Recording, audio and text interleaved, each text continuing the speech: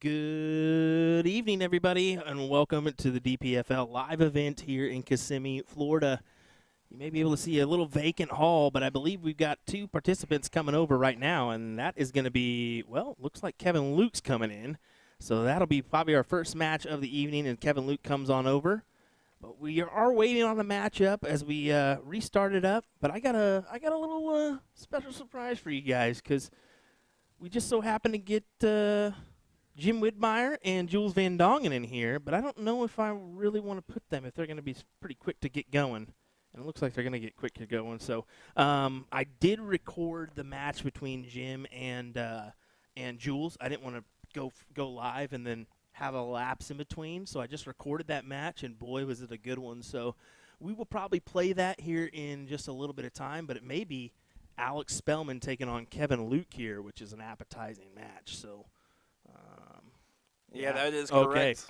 So we're going to start off with Kevin Luke and Alex Spellman. I'll wait for that Jules Widmeyer match, and if we don't get to it, it'll be out on Eagle Eye in the coming days. So just kind of keep an eye out for that one. But how about we'll just start off with Alex Spellman, Kevin Luke. I didn't know how quickly they were going to get over here. So Will Stewart, Nick Teixeira, what's going on, buddy? Hey, how's it going? So what you guys will be watching is the Open Singles 501 event. This is an open event, mixed gender, everything, all the sorts here.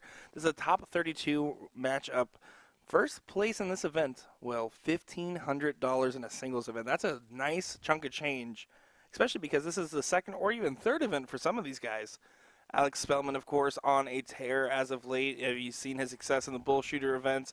He's had good luck overseas as well, and has been really making waves on the scene. And, of course, a veteran of the game, FKL, Kevin Luke. Indeed. Well, we're going to let them take a couple warm-ups. We'll get underway here in just a moment. Sounds good. Yeah, thanks, guys.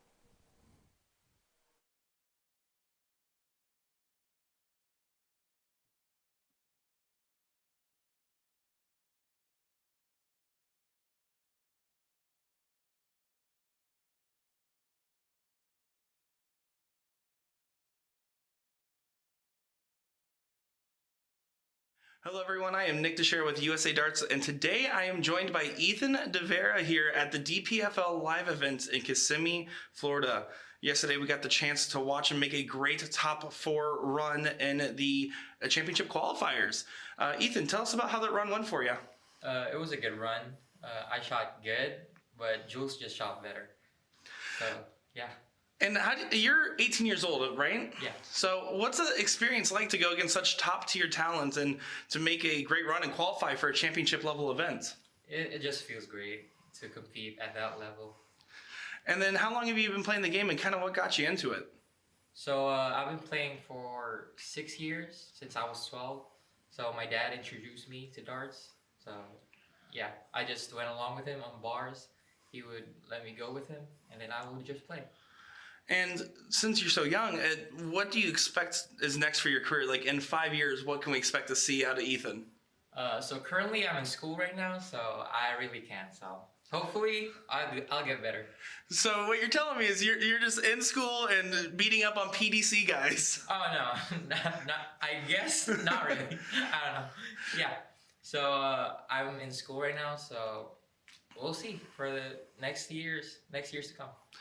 And then, what advice would you give if someone's brand new to the game, they see you on the stream playing against this top-level talent and throwing top-level darts yourself? What advice would you give them to get into the game of darts? Oh, just be humble. That's all I can say. But being humble in darts is a big key in winning. Well, fantastic. We're looking forward to seeing more of you this weekend here at the DPFL Live Event. Of course, that is Ethan DeVera here interviewing with us at USA Darts. All right, thank you.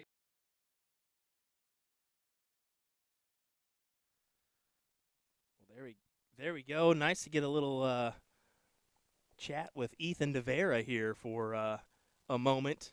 Yeah, take a peek at that one. What a good interview that was. You can tell he's a little shy, 18 years young. When I went up to Ethan to interview him after he did well in the Super Cup event and in the championship qualifiers, I said, hey, I want to do an interview with you. And he's like, about what?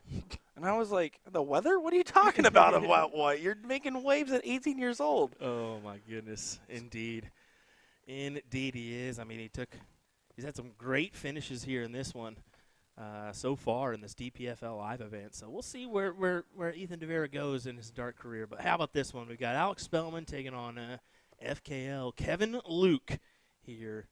Should be an appetizing match. This is a first to 3-leg match, best out of 5. So should be another good one.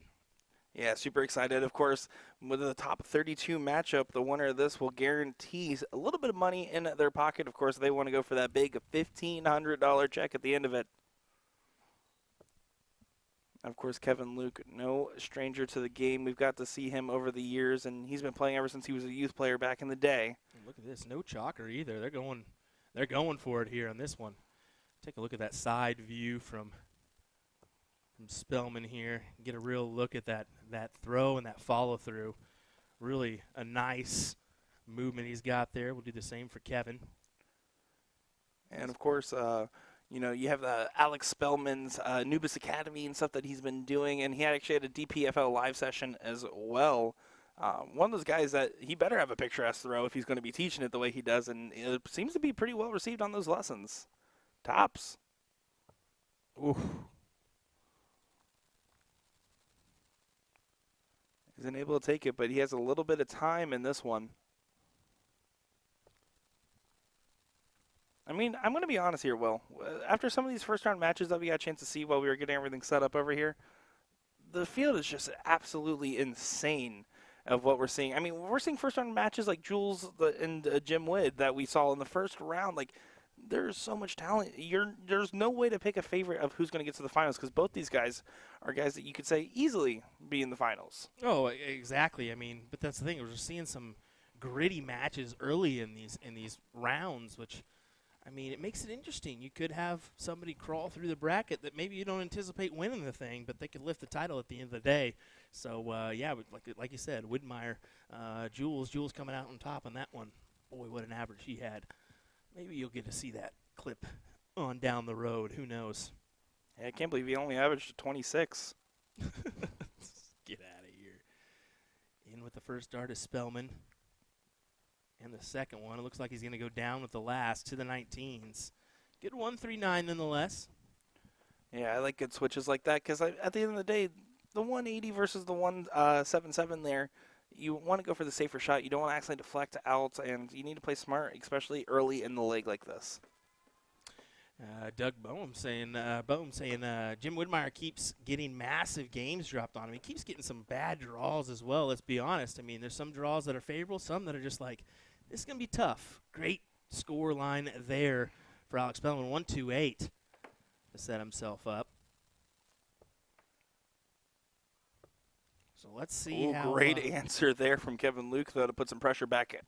Yeah, definitely. Let's see how Spellman goes about this one. Trip 20. And kind of sailed away from him there. There we go. 96 the look for Kevin. Trip 20, double 18.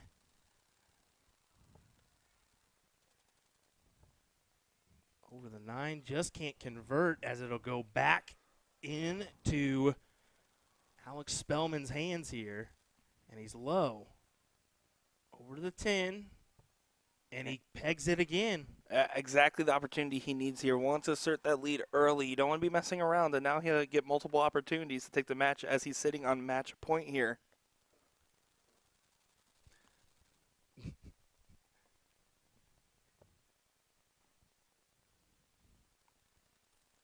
Yeah, Spellman right now just throwing pretty well, throwing consistent.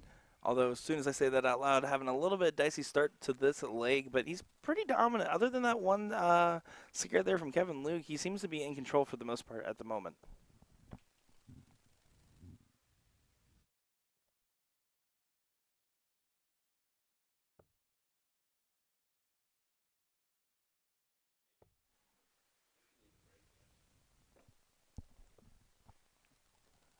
Last start there from Alex Spellman trying to connect over on those 19, scoring 91. Oh, look at this from Kevin Luke, though, catching a little bit of heat right there. Sean Green actually surprised in the chat that I messed up a name. Dude, what are you talking about, Sean? This is not a normal, it's not a normal, it's a normal occurrence for us, right? Not a That's fair. Unfair. But I don't know if you recall, Will, the first in-person event we did together at Cherry Bomb, I messed up Doug's last name, and you grilled me on the microphone. So I think it's only fair. Sean, rip into him. Doug, I want to just stick with first names. Does it get any worse than Darachi?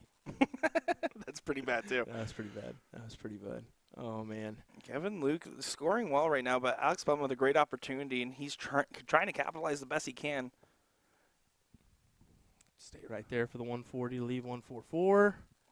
Goes a little bit haywire there, so Kevin Luke has a great opportunity to set up the first chance at an out. Yeah, and I figured he might go downstairs, try to set up the 133. 171 would be better, as that would have set up the 32 look.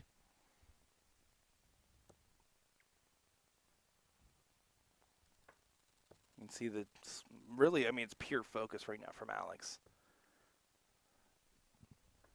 You have to feel with some of these players as of late, with the notoriety of some of these bigger events, especially like for Alex with the ESPN events, you almost kind of put a target on your own back, and it adds a little bit of pressure to some of these games. How about 88, the look for Spellman to try to win 3-0 here. 18 for Bull. Could it go? It can! Oh, my word. What a great shot there from Alex Spellman as he manages to take the leg with a nice quality checkout on the Bull. Wow. It goes from a quiet room to a loud one of roars, as that shot was incredible there, and Spellman throwing in dominant form at a 93.94 average. Great stuff here in our first match of the stream. We'll be right back, folks. How about we take a dabble at that replay of Jim Widmeyer taking on Jules Van Dongen, which happened off stream just before this one. And I'll throw in some tunes. There's no commentary, but it is just a nice match nonetheless. You guys should enjoy it. Let's take a peek. You need to take a look at this one, guys. It's great. Definitely a great match. Take a peek.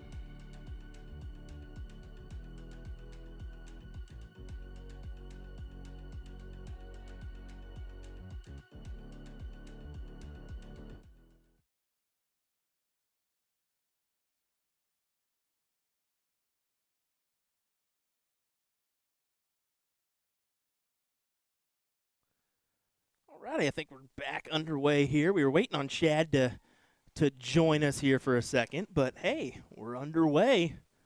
Jeff Springer, not Jeff Smith, taking on Shad Newton here in this one. We hope you enjoyed that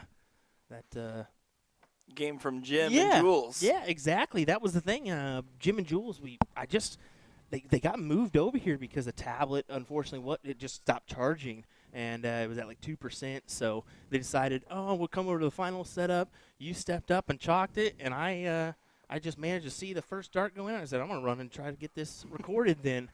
It's just a lapse of time. We didn't want to start it up and then have 15 minutes of just nothing or 30 minutes of nothing, so. And, of course, all the fans that end up watching that clip back, just remember, I was a chalker, and that's why they had to turn to me and say the numbers all the time.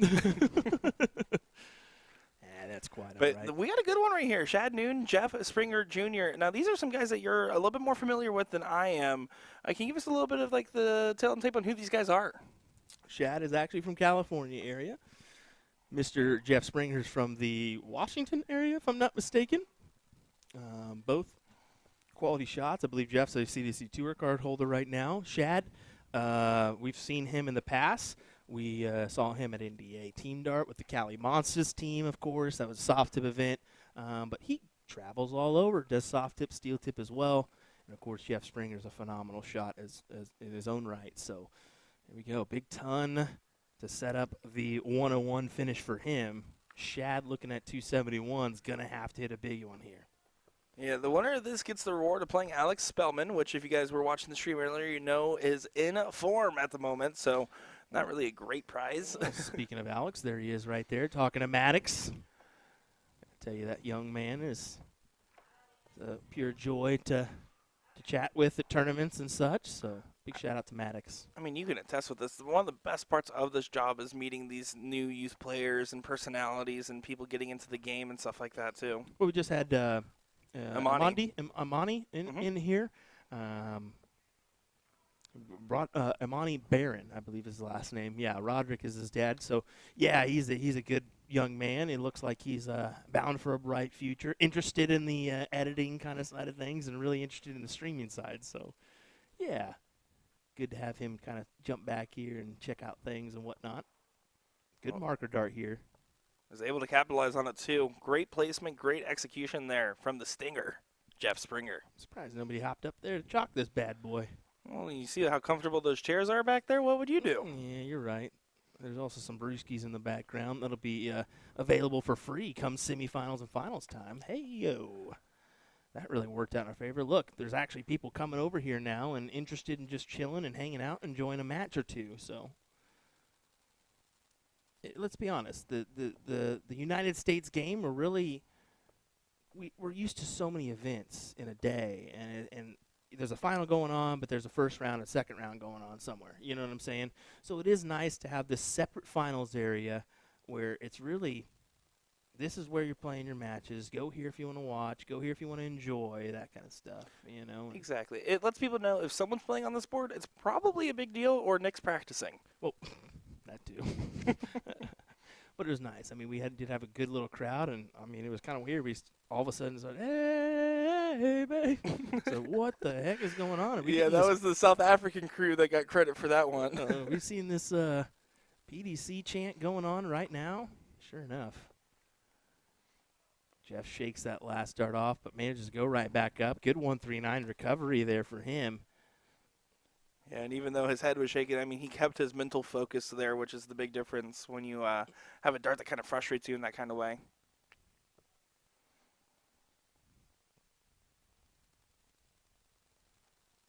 And this is a top 32 match here, so this is to get into the money here. Another one on the button. Wow, they're already in the top 32? Yeah, absolutely. Oh, my goodness. We're zooming, my guy. And with the way Jeff's throwing, we're definitely running right now.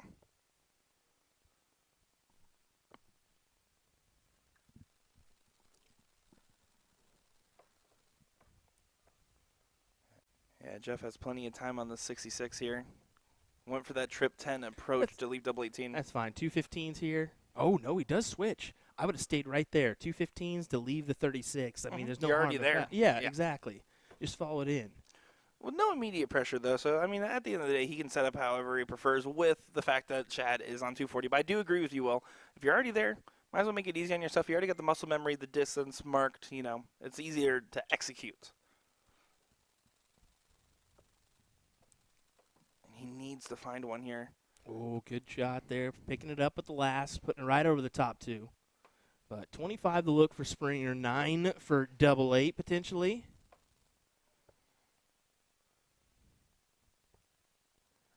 And I have to switch now.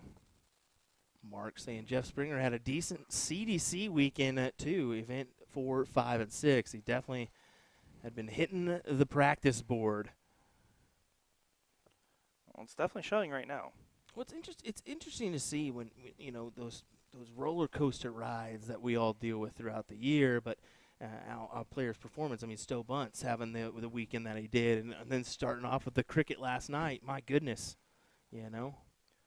Unfortunate for Springer as he falls into that double 15. Now advantage for Shad as he looks for the double top right into the heart. And way to capitalize there. You know, one of the biggest difference makers on that point, Will, is that it's not about who has the best peaks and who has the highest valleys. It's about who manages the fact of when they're in a valley, keeping their mental clarity and focus. Exactly. Ooh. I was wondering if he was going to make the change. I didn't see why he would, but stays right there. Yeah, I mean, that's the deal is keeping in that mindset of, you know, what you have to do and continue to do. If you have those big dips and those big occurrences, you're not going to be successful. You got to be consistent.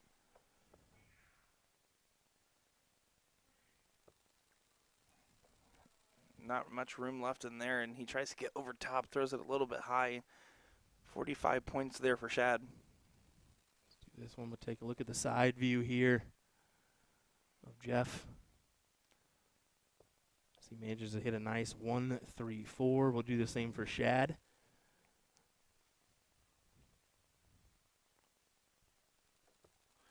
And take a look, whenever we do these side shots and you're curious, like, how do I improve my throw? What do I have to do? And you'll notice every one of these guys and girls have these idiosyncrasies with their throws.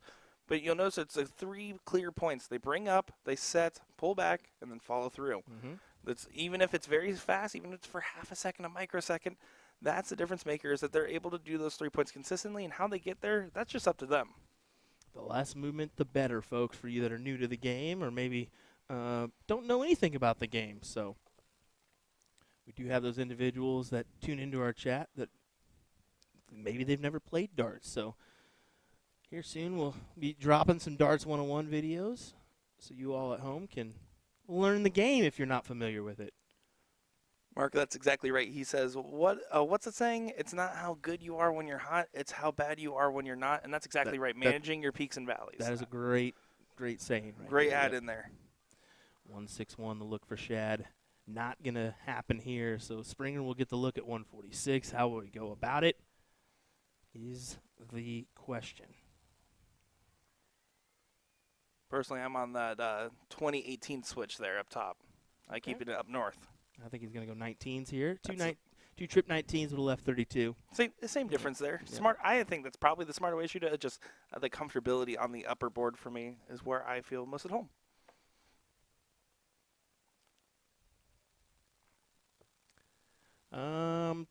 Tips from switching from soft tip to steel has been a pain. There's a lot to that question. Ooh, great shot. 101 finish there from Shad. Sorry to cut you off there, Will. No, that's a great cutoff. You have to. I mean, that's a great finish from Shad Newton right there. There's a lot that can be happening there. Is it your flight angle, or do you have a lot of darts on the ground? Do you not? Just practice is the main thing. We talked with Alex Spellman. He's going through a little hump right now because he played it for a week consistently with soft tip darts and trying to get back into the steel tip mentality after the ESPN gig. And he said it's been tough for him. So you're not alone. I struggle with it going from soft to steel tip and trying to manage that as well. And someone that I switch back and forth all the time. I personally have both a soft tip and a steel tip board hung up at the house, and I play on both almost every single day. Yeah. And the best point, I mean, you can look at players like Leonard Gates and stuff like that. The difference is having confidence in your own ability and not trying to throw different because you're on a different board. At the end of the day, your action should be the same regardless of which board you're really on. To make the transition easier, I mean, I use carbon fiber points in my soft tip darts sometimes if I'm having trouble transitioning to heavier darts. But it's really just about just getting used to it and not getting frustrated because one's harder or easier than the other. And wow, what a 174 there for Jeff. Scott saying flight angle is rough. So if you're using a slim flight or maybe a pair flight, I advise using a bigger flight, going to a standard, going to a shape. A little bit more stability in the air. And it'll probably work out for you. That's what I do. I use a shape flight for steel, and I use a pair flight or a teardrop for soft, just to because I have a Danny Lobby style angle, so I have to straighten it out for the soft tip. Absolutely. Yeah, there you go. And there's a bunch of websites there and graphs on flight angles and stuff like that. Just remember, when your dart hits that steel tip board, it gives you information of why it hit that direction. It doesn't just happen to do that. Yep. Well, 41 is the look for Jeff, and he's sitting on 12. Good stuff here. Shad's gonna unfortunately not have a look at a checkout here as he comes back. So how does Jeff go about this? Will he go 9 for 32? Exactly. Yep. Same approach that we've seen earlier, but this time from Jeff instead of Shad. And he grabs it.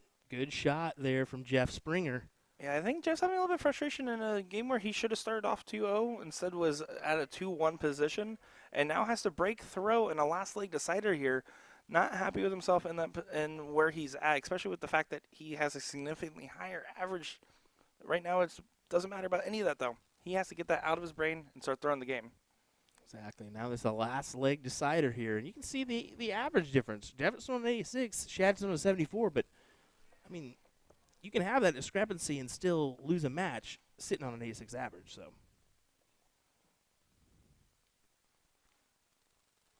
Yeah, we'll see. I mean, Shad came out with a good start here. It's about how well he can follow this up and really just when he gets to an out, he's been taking them very effectively. It's just the scoring power that's been a little inconsistent for him at the moment.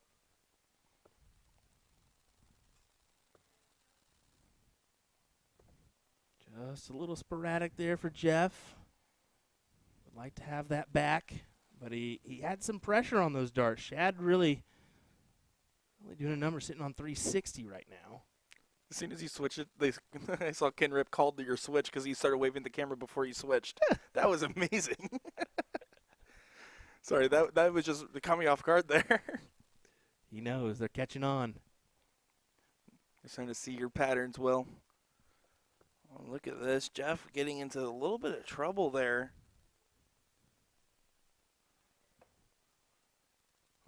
This is a great opportunity for Shad. A little bit difficult. Where's he going to go now? He's going to stay right there and manages to grab the 20. That's a great recovery. You want to make sure you're in range of setup. If you miss that first dart there, puts a lot of pressure here on Jeff. He needs to look into that 80-plus range to feel comfortable with this rounds, and it's not going to happen.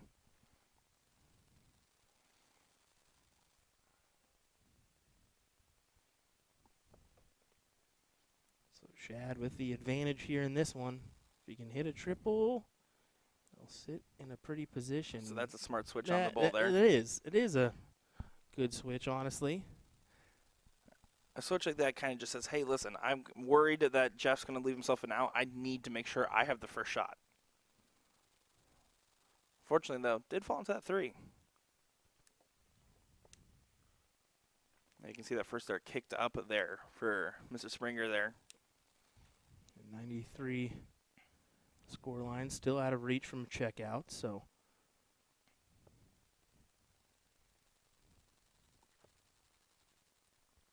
All dangerous territory. Yeah, that is dangerous. Just 45 on the board. It's a ton. Jeff can add a lot of pressure to this one.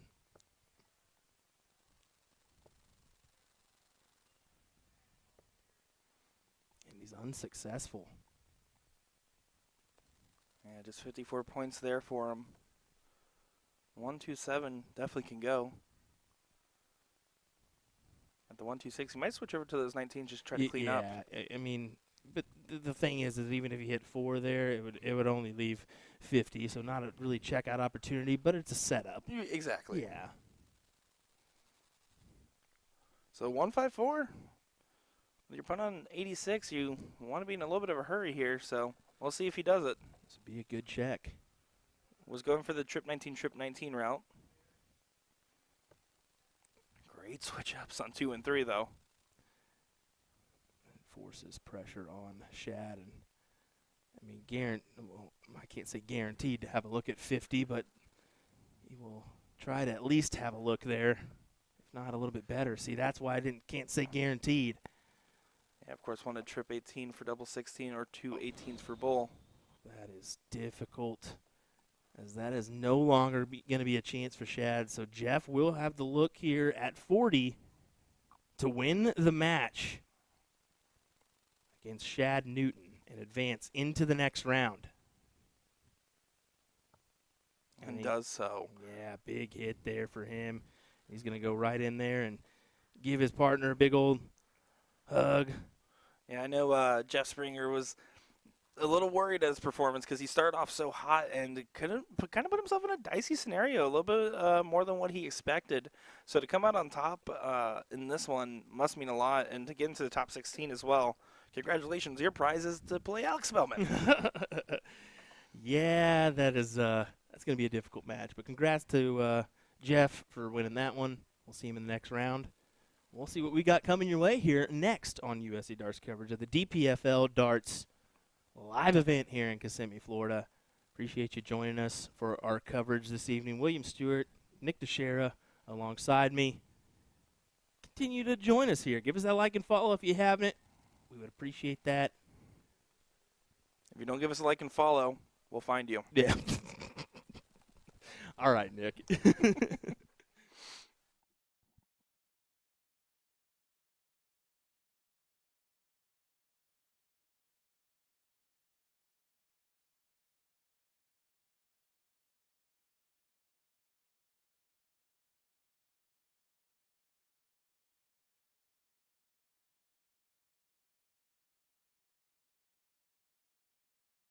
Okay, I'm Greg Tong. I'm one of the original co-founders of DARTCONNECT, which maybe you've heard of, and I'm from Boston, Massachusetts, and I've been with the company since the beginning. Well, hello and welcome. We are at the DPFL Live Event here, and one question I have for you right off the bat for people that maybe are watching their first Steel Tip stream right now, what is DARTCONNECT? DARTCONNECT, most people think we're just a scorekeeping app, but we're really a comprehensive platform, and we support all kinds of things in the world of steel tip darts.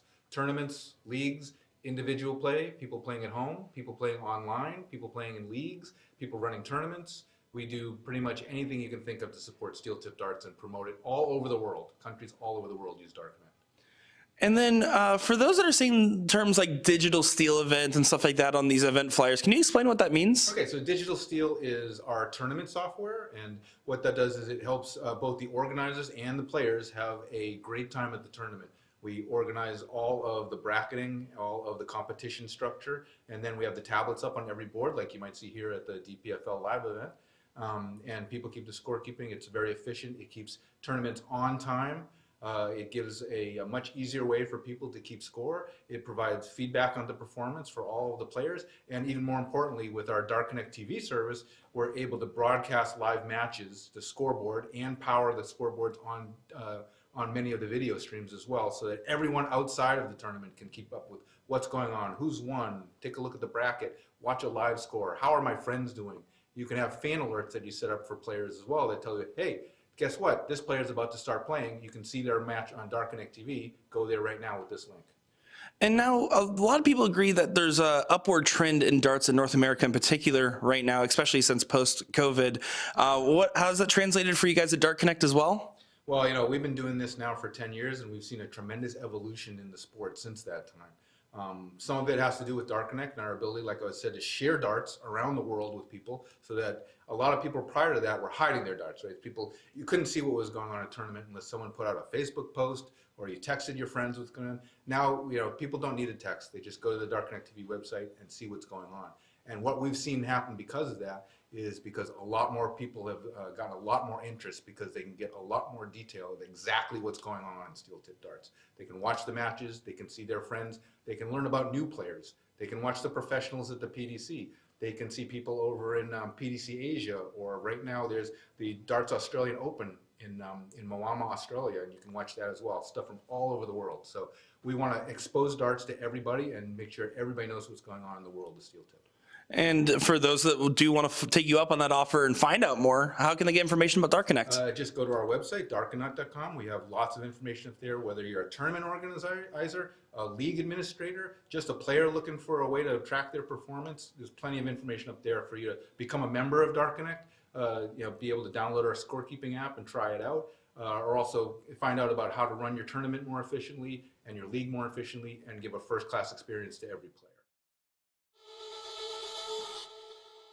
So many people talk about you as one of the most naturally gifted players that has ever played this game, but that doesn't mean that you don't put the hard work in, does it? I'm here, I did a school run, 8:30 from my house, get here for 9:30, 10 o'clock, and then I'm here till 2:30, and then straight back to school, pick the kids up, and then if I've got time after rugby training and football training with the kids, I come back for another hour then, so I'm literally putting in 4 or 5 hours a day. And what is your work ethic like? Are you quite happy to come here and do that every day? After school run, it can be a bit hard until it gets about 12 o'clock and I finally wake up.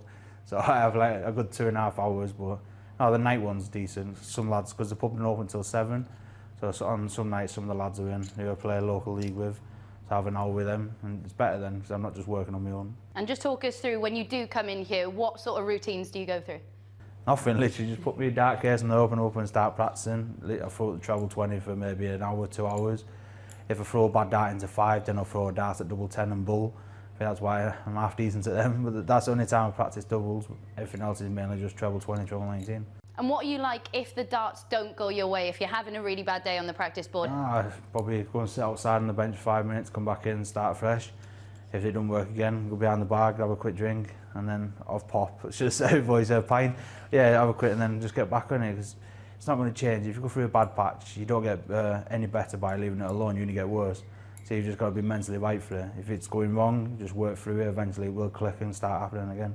And what is your approach when you're switching to your new darts? Obviously you've said they're pretty similar to your old ones, but is it a case of throwing the old ones away and just going with those, or have you gradually introduced them? I'm practicing maybe once, twice a week with these, and then the rest, because I've had big tournaments come up like the Premier League and stuff, I just stuck with my old darts. So these just come out every hour, whatever, through the day. I can't go away looking at them, looking at my old ones, going which one I should do. It's just going to solely be these then. And what are the main things that you do work on? Because I'm sure your third dart is something you've had to put quite a bit of work into. The walking, like when I was younger, my mum used to stand on my back foot to keep me still, but that was more off-putting than anything, having someone stand on your feet. So it's about keeping still, and like, so sometimes you'll see me on TV when I go treble, and I'm literally near the hockey with the last one before I hit the board. But sometimes when you're in that mood, I don't really have to think then, so it's not much work I have to do, it's just keep me focused. I think my percentage on third darts at treble is one of the highest in the PDC as well. And I guess the majority of your practice is solo, but do you prefer having someone here to practice with, or do you get more out of it if you're doing it by yourself? Over the years I practiced with Whiter, like literally he gets down here 11 o'clock and we do till half 2. But this year, after winning the Worlds, I've just been on my own, I've not had time to even practice myself. So I'm averaging probably about 7 hours a week, literally put an hour a day in. So there's no point for Whitey driving all the way from Stoke to practice, so it's just solely been me. But yeah, it does help having someone. If not Whitey's here, if the kids are off school, he'll come, just do me head in for a bit, have a practice, but it is nice to be with someone else. And in terms of your mindset, do you listen to any specific podcasts? Do you have anything that helps you with that side of the game? I have music more than anything. We've put Magic on TV or Gold, but I have a couple of motivational speeches on my phone. They come out every now and again. If I'm struggling or if I want that extra mile bit, one of them come out and just tell me how to be a winner and there's a reason why you're number 1 and stuff. And I just listen to them. And how confident are you that those darts are going to help elevate your game even further? If it gives me the extra 5%, I'm looking for extra 10%, then who knows. I know I can't go to 0, but hopefully I can get to many multiple world titles.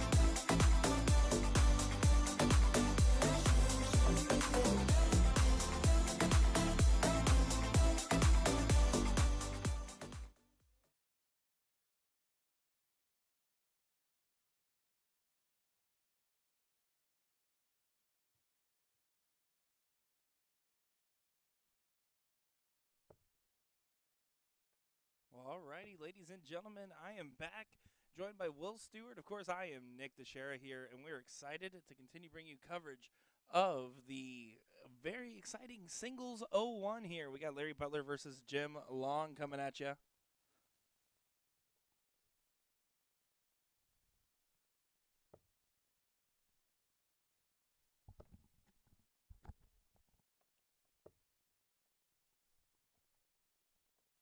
Of course, Jim Long, no stranger, neither is Larry Butler, to being on some streams. They are well-renowned players and, of course, veterans of the game. Jim Long, the gentleman, and Larry Butler, the eagle.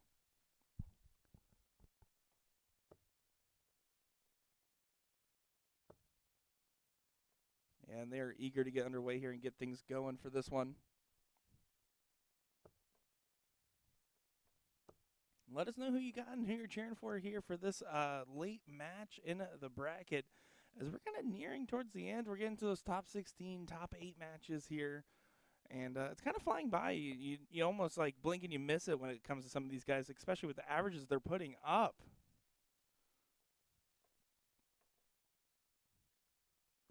Sean saying, Sean tuning in from Scotland. Well, hello, Sean.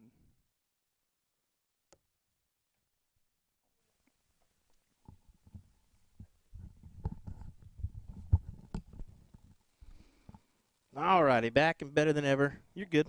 I got you. We are back underway. Sorry about that, Nick. Thanks for taking care of that. Yeah, no worries, no worries. Should be a good one here. Larry Butler, Jim Long, man. Doesn't get any better, does it? No, not really. I mean, you're talking about an American and a Canadian legend going at it here. So 2 legends. That's legend squared. Jim at 57 going to have to 14 tops this one. Just inside, not able to do it. Larry looking at the big fish. Yeah, let's see what he's able to do with it. That's a great start to it. Plenty of room to follow it. Oh. Ooh. What is Larry Butler using for darts? That is not a Larry Butler dart unless it's a new Larry Butler dart. Jim Long takes the first leg. I was going to say, you're the one that can recognize darts off seeing them. So this is a question for Will Stewart if I've ever seen one. Look at this ring grip. Yeah, when did he uses a more of a shark grip. So I know he's got the talons, which is a kind of a shark grip, but it's very, very light. It's more like a ring grip. So Very interesting, mixing it up. Always players trying to adapt and change into the game a little bit here. Sean tuning in from the UK. It looks like 2:30 a.m. here. Scotland. We already talked about this. You missed it. Good stuff. Okay, good stuff. Thank you for doing that. Congrats on your win, though, Sean. Yeah, good stuff. I think I really enjoyed my time in the UK. I want to make it up there to Scotland. That's ancestors there. Week ago. Yeah, there we go. You don't sound too excited. That sounded like you didn't really want to. Okay. Anyways, here we got Larry Butler trying to dig in, but Jim Long's kind of off to the races with this one at this point. I mean, his scoring power has been incredulous. Alan Palmer doing the chalking duties here. Appreciate that, Alan. Right into the heart. And if you notice here, fun factoid, Jim's been rocking the conversion tips. So, you know, something to keep an eye on. He does that for the travel purposes. He said it's a lot easier to get on the plane with some conversion points than it is to have a regular point. Yeah, it is one of the harder parts of traveling with being a darts player.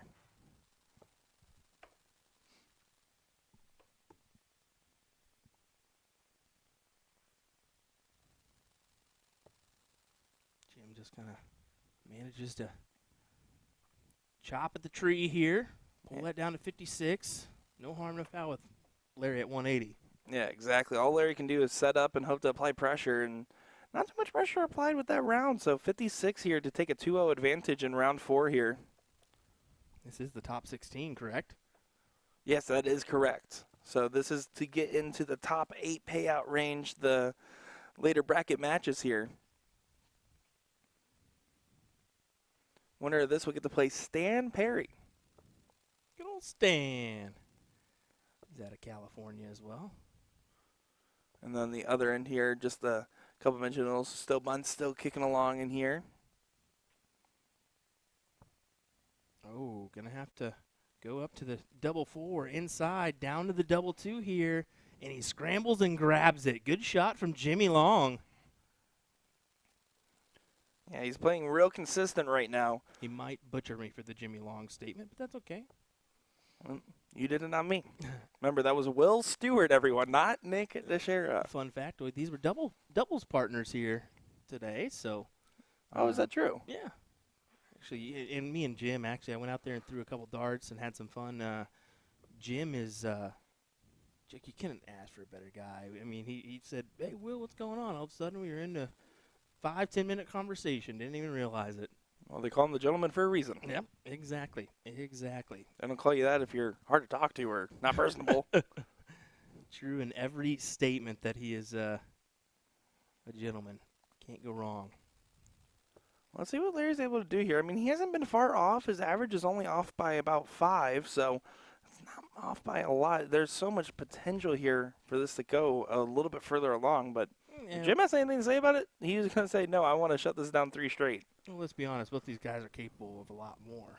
Absolutely. We saw Jim at the U.S. Masters produce that to beat Michael Smith, I believe it was. That's who he took on? That is correct. He had a phenomenal performance. I mean, honestly, the Canadians in general just played phenomenal that whole event. They did. I mean, Jeff Smith making the run that he did, really making a statement with his 167 over Luke Humphreys to advance into the finals. Yes, he did get skunked in the MVG match, but he made a real big statement for us there at that New York event. Looking forward to more. And maybe we'll get another event. You never know. There's talk of that. There's a lot of talk. I hope it comes into fruition. Even Dan Dawson admitted that when we were over there at the match play. 99 scored there for Larry is what it looks like. Well, Dan Dawson also complimented you on not hitting him with a microphone, so the bar was low for a good. Guess it was 84 instead. Sorry for the miscue there. 171. What a great shot from Jim Long. Phenomenal shot indeed. But look at this. Larry rising to the occasion, it seems. Unlucky deflection there. Jim for the win here. 94 needed. 18 leaves 76. Big trip 20. Double 8.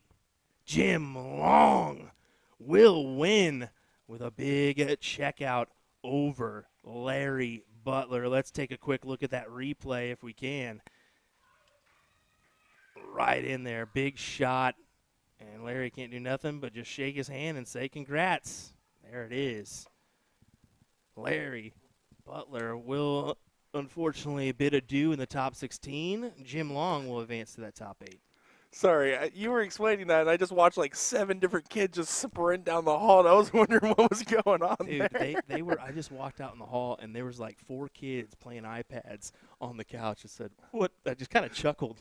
The battery must have died. It must have died. It must have died. Well, don't worry, guys. We're not dying or going anywhere. We have some great action to continue covering as now we're getting into those top 8 matches.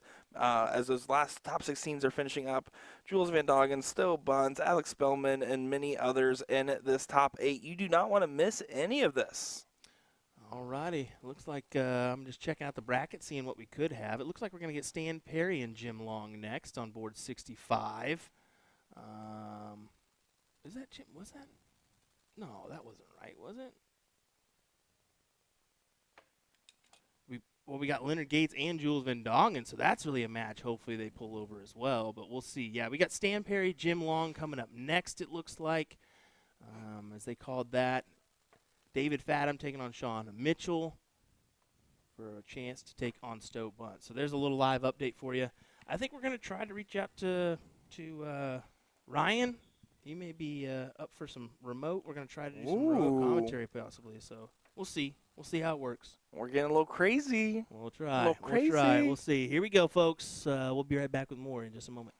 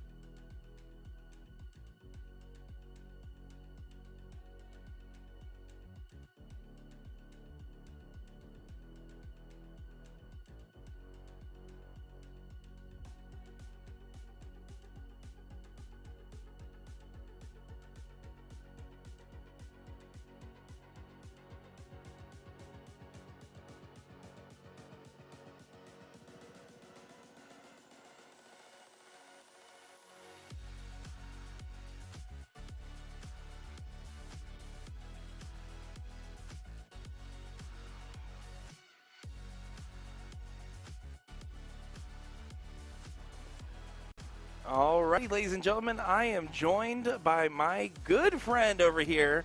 Not Will Stewart, it's Ryan Mooneyham. How you doing, Ryan? I'm enjoying the Florida weather. Well, we're excited to have you here. Well, actually, just a little peek behind the curtain. We have you sneaking in with us on a remote call here to take a look at this great match. We are looking at a quarterfinal match here. Stan Perry versus Jim Long here. I'm excited to watch this one. How about you? Yeah, I've been watching the matches all night, watching scoreboards. The talent that's in this field is just it's incredible.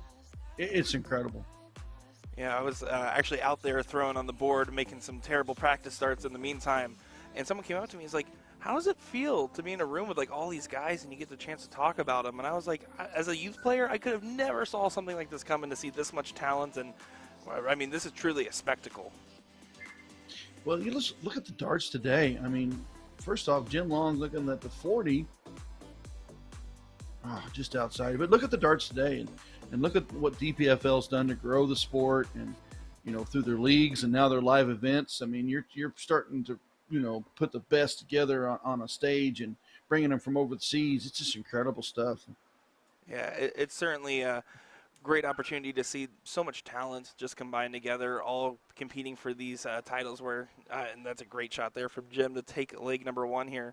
But I mean, you're seeing so many big names that you're surprised that some big names aren't making deep runs, and that's because the field's too competitive in the best sense of the word. I've been watching all weekend, and I mean, Captain America, his opening rounds have been just phenomenal players. Yeah, he definitely had some choice words. He was like, "Man, I don't know what I did." I said, "You need to start carrying a rabbit's foot or something out there, because man, getting Jules in the first round and a couple other of his draws is brutal."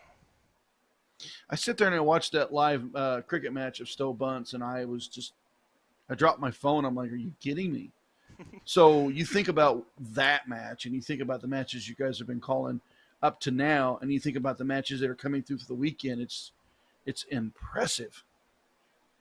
Oh, it absolutely is. And now, Ryan, you're a much better player than I, and that's without any room for error. Like, you are a phenomenal shot. I mean, what would you do if you're playing in this open 501 and you get some of these big names in your draw? Like, how do you stay confident and not immediately fold under the pressure?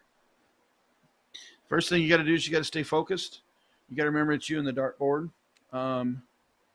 You got to put pressure on your opponent when you can. You have to take that pressure shot and hit that pressure shot when it's there. If you've got 40 left and your opponent's sitting on 40, you have to hit it.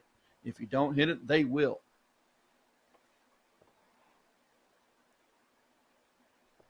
Yeah, you're absolutely right there. As these guys are kind of racing to the finish line right now. After 12 darts, only a 1-point difference between the guys. Well, Stan Perry, of course, out of California. Jim Long from out of Canada. I mean, it's just. I mean, these guys are going to win their own tournaments at home, and then they're going to be here and beating each other up trying to win the big one. Look at that Shanghai look right here. Oh, doesn't collect, but man, he wanted to. Oh, man. We're talking about this, and I'm like, oh, wow, look at that dart. Look at that dart. I mean, we have just been spoiled with professional level darts and professional level players nonstop. It's crazy. It's absolutely crazy.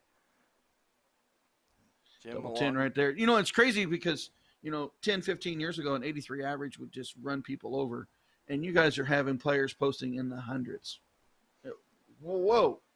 Yeah, it certainly happens. It was funny. We were looking at some of the comments on the USA Darts clip that we just posted of Stowe Bunce's near-perfect cricket game. And one of the comments on there was basically saying, yeah, a couple years ago, you would look on there and you see maybe a handful of players average over a 4 in cricket or average an 80+, but it wasn't every time. And now the talent level has just grown so much. It's honestly, the best word for it is disgusting. Well, looky here. Oh, just out. Okay, so Jeff Springer, 12 points up on Shad Newton's average, and Newton's got a chance to win it. I mean, we look at the averages, but it's also the tenacity of a player to stay gritty and stay in the match and keep throwing, and maybe can grab that WIG 120+ checkout.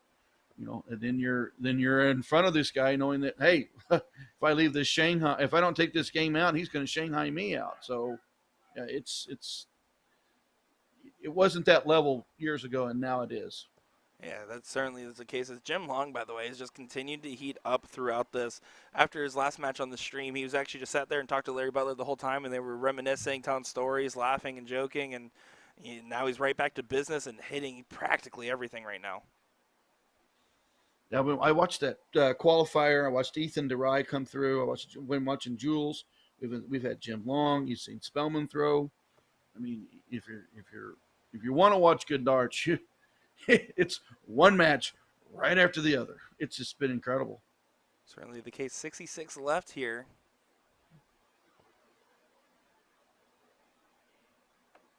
Isn't able to take it out. Just has plenty of time, though, to set it up.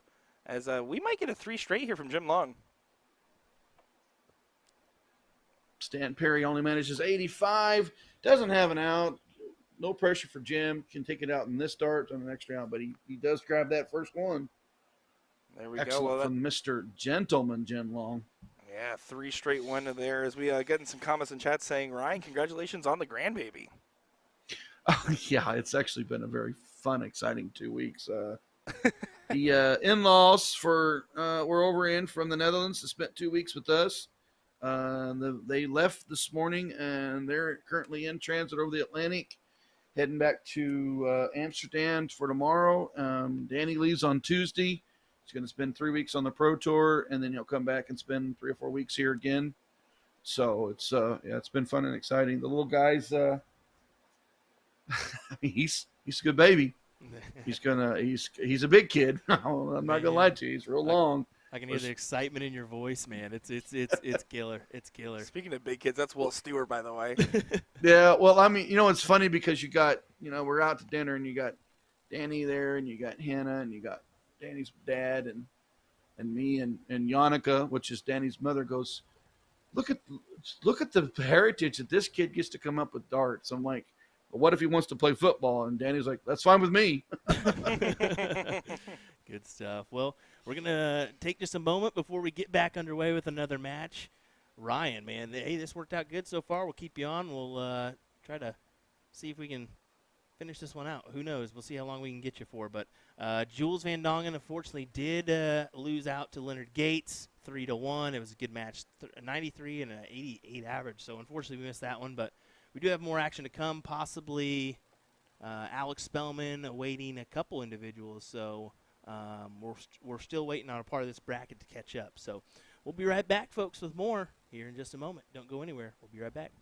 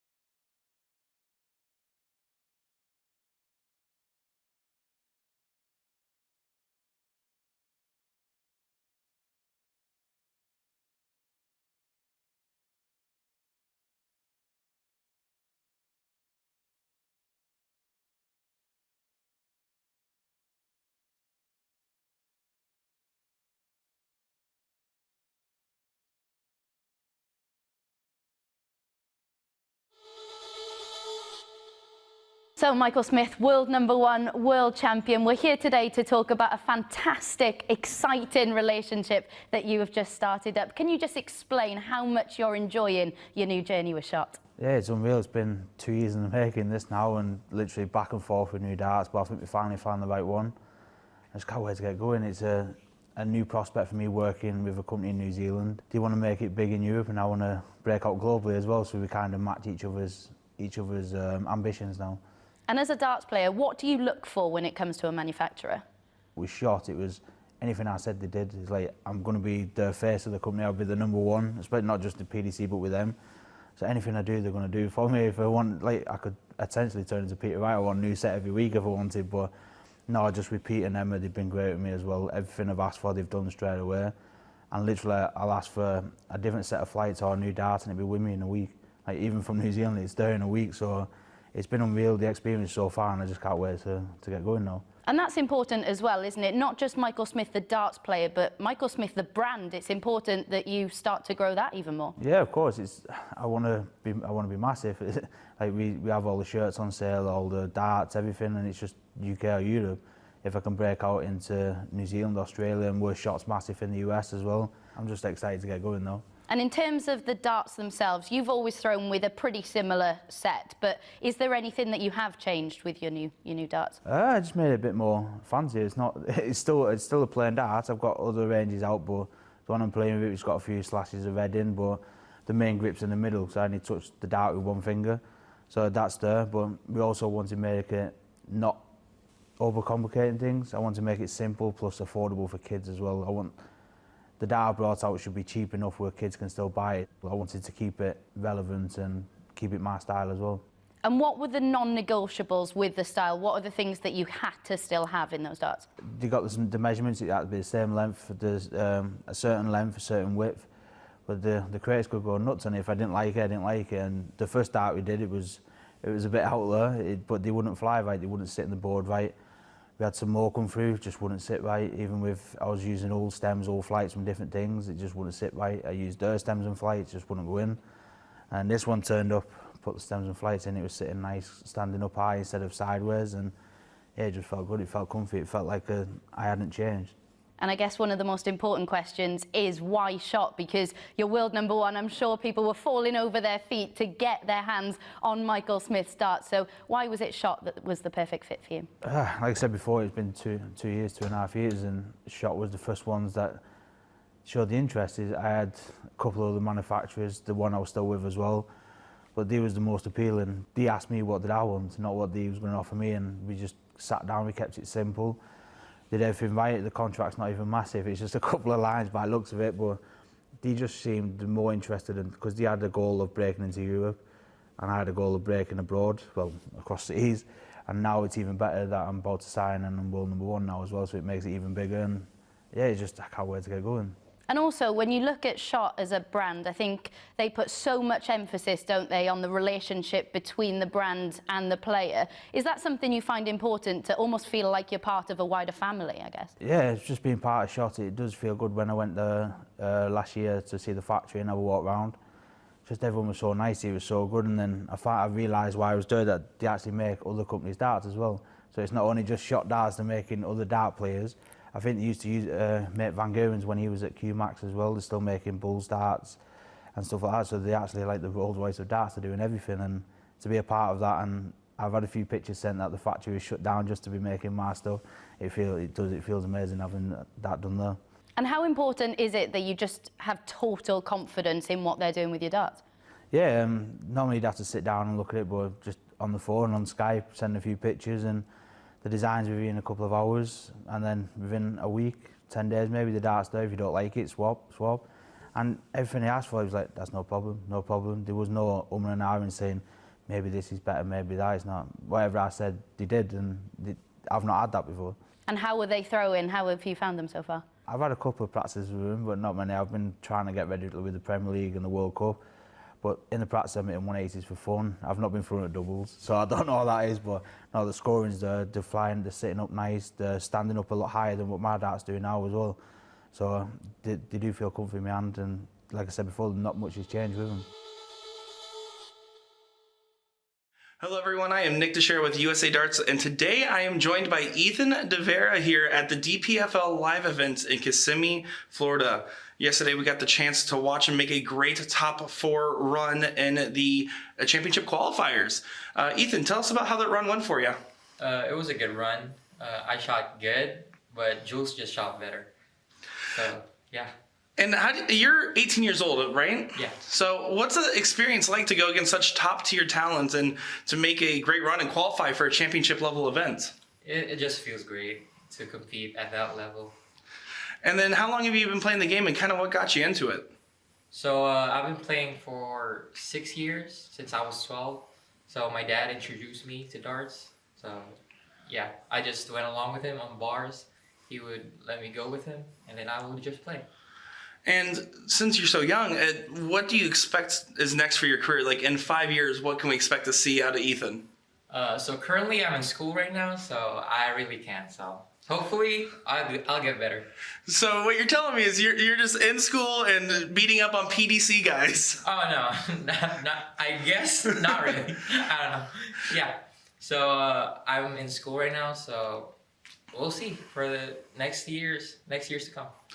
And then, what advice would you give if someone's brand new to the game, they see you on the stream playing against this top-level talent and throwing top-level darts yourself? What advice would you give them to get into the game of darts? Oh, just be humble. That's all I can say. But being humble in darts is a big key in winning. Well, fantastic. And we're looking forward to seeing more of you this weekend here at the DPFL Live Event. Of course, that is Ethan DeVera here interviewing with us at USA Darts. All right, thank you. Okay, I'm Greg Tong. I'm one of the original co-founders of DARTCONNECT, which maybe you've heard of, and I'm from Boston, Massachusetts, and I've been with the company since the beginning. Well, hello and welcome. We are at the DPFL Live Event here, and one question I have for you right off the bat for people that maybe are watching their first Steel Tip stream right now, what is DARTCONNECT? DARTCONNECT, most people think we're just a scorekeeping app, but we're really a comprehensive platform, and we support all kinds of things in the world of steel tip darts. Tournaments, leagues, individual play, people playing at home, people playing online, people playing in leagues, people running tournaments. We do pretty much anything you can think of to support steel tip darts and promote it all over the world. Countries all over the world use DARTCONNECT. And then for those that are seeing terms like digital steel event and stuff like that on these event flyers, can you explain what that means? Okay, so digital steel is our tournament software, and what that does is it helps both the organizers and the players have a great time at the tournament. We organize all of the bracketing, all of the competition structure, and then we have the tablets up on every board, like you might see here at the DPFL Live Event. And people keep the scorekeeping. It's very efficient. It keeps tournaments on time. It gives a much easier way for people to keep score. It provides feedback on the performance for all of the players. And even more importantly, with our DARTCONNECT TV service, we're able to broadcast live matches, the scoreboard, and power the scoreboards on many of the video streams as well, so that everyone outside of the tournament can keep up with what's going on, who's won, take a look at the bracket, watch a live score, how are my friends doing. You can have fan alerts that you set up for players as well that tell you, hey, guess what, this player's about to start playing. You can see their match on DARTCONNECT TV. Go there right now with this link.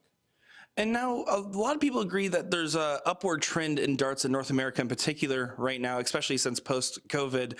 How has that translated for you guys at DARTCONNECT as well? Well, we've been doing this now for 10 years, and we've seen a tremendous evolution in the sport since that time. Some of it has to do with DARTCONNECT and our ability, like I said, to share darts around the world with people, so that a lot of people prior to that were hiding their darts, right? You couldn't see what was going on in a tournament unless someone put out a Facebook post or you texted your friends what's going on. Now, people don't need a text. They just go to the DARTCONNECT TV website and see what's going on. And what we've seen happen because of that is because a lot more people have gotten a lot more interest because they can get a lot more detail of exactly what's going on in steel tip darts. They can watch the matches, they can see their friends, they can learn about new players, they can watch the professionals at the PDC, they can see people over in PDC Asia, or right now there's the Darts Australian Open in Moama, Australia, and you can watch that as well, stuff from all over the world. So we want to expose darts to everybody and make sure everybody knows what's going on in the world of steel tip. And for those that do want to take you up on that offer and find out more, how can they get information about DARTCONNECT? Just go to our website, dartconnect.com. We have lots of information up there, whether you're a tournament organizer, a league administrator, just a player looking for a way to track their performance. There's plenty of information up there for you to become a member of DARTCONNECT. be able to download our scorekeeping app and try it out, or also find out about how to run your tournament more efficiently and your league more efficiently and give a first-class experience to every player.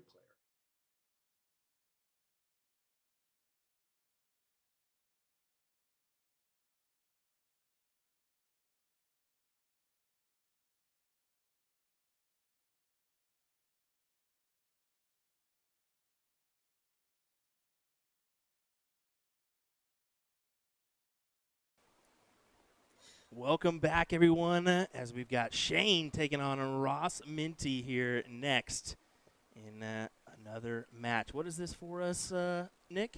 This is for the DPFL event. Well, no kidding, bud. This is going to be a top 16 match here, Will. What a cue in from Mr. Nick to share. I'll let you guys do it. This is Nick. We got Mr. Ryan Mooningham still joining us in the background, so I'll let you go at it, boys. Hi, Ryan. Well, we're back for match number 2. So how do you say Shane's last name? Sachi. That's the correct way to say it. Yep. Sachi. Yeah, I got a chance to see him a few times in the hall walking around and stuff like that. Honestly, I see some of my Canadian players breaking a sweat with the Florida heat that we've had going on right now. But he's actually been doing a good run. We've seen him on the stream a few times now. Been making some deep runs and very tough brackets. This is our first appearance of Ross Minty, which is a player I'm not as familiar with. I don't know if you happen to know much about him, but of course, if he's this deep into the event, he must be somebody. Ross is out of North Carolina. He plays with Stephen Phillips, Robbie Phillips on a consistent basis. As a matter of fact, ran into him in Virginia Beach, and him and Stephen defeated me and Jules. Oh, well, there you go. Well, that's a tough matchup right there, huh? Yeah, I've known Ross quite a while. Played him in league on DPFL. Also, just in matches over the years in Charlotte, Seacoast, Virginia Beach. And now, explain this for the people watching along here, because this is something that you have some expertise at now. What's it like playing in a DPFL league? Well, I'll tell you what. I've been in it since session 2. I only took 1 season off. It's flex league, so you set up your matches. You got a match. You got to only play the match that week. You got to get it in. If you don't, you do fight. You can forfeit.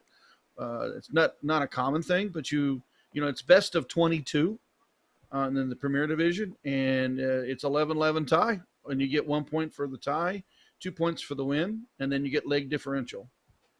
All right, so it's like a Premier League in that sense. In the it is. It's just long. It's long. 22 legs when it's a 10-10 tie and it's 11-10, and you want to tie and your opponent wants to win. It's a good hour and 15 minutes of nonstop. On some exciting stuff. Of course, if you guys want to know more, look up DPFL Darts and give them a check out, because of course we're grateful for them having us out here for the live event number 2. The best thing I have seen is I have been able to play players from the Philippines, from South America, from South Africa, and Europe in my league play. Yeah, I just got a word in here from my expert analyst, Will Stewart. It looks like Shane actually won Super Cup 1 this morning, by the way. So, huge shout out to him there.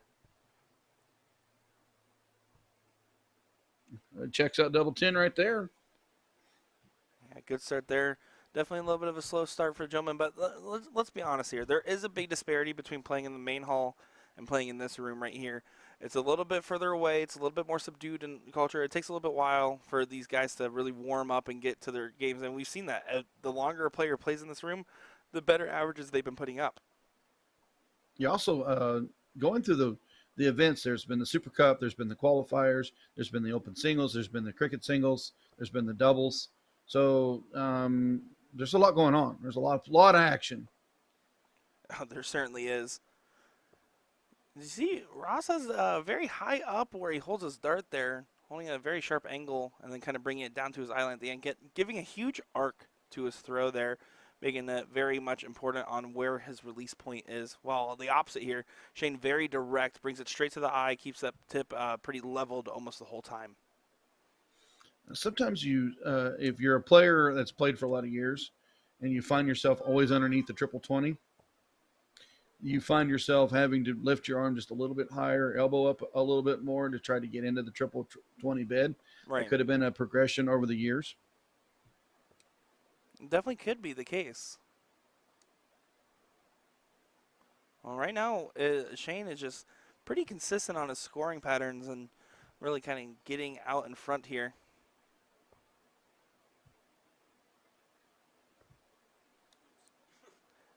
Yeah, you were talking about the heat down there for the Canadians, so I think it'd probably be the opposite direction. If we were up there playing in the middle of the dead winter, they'd be like, "This is warm and we're freezing."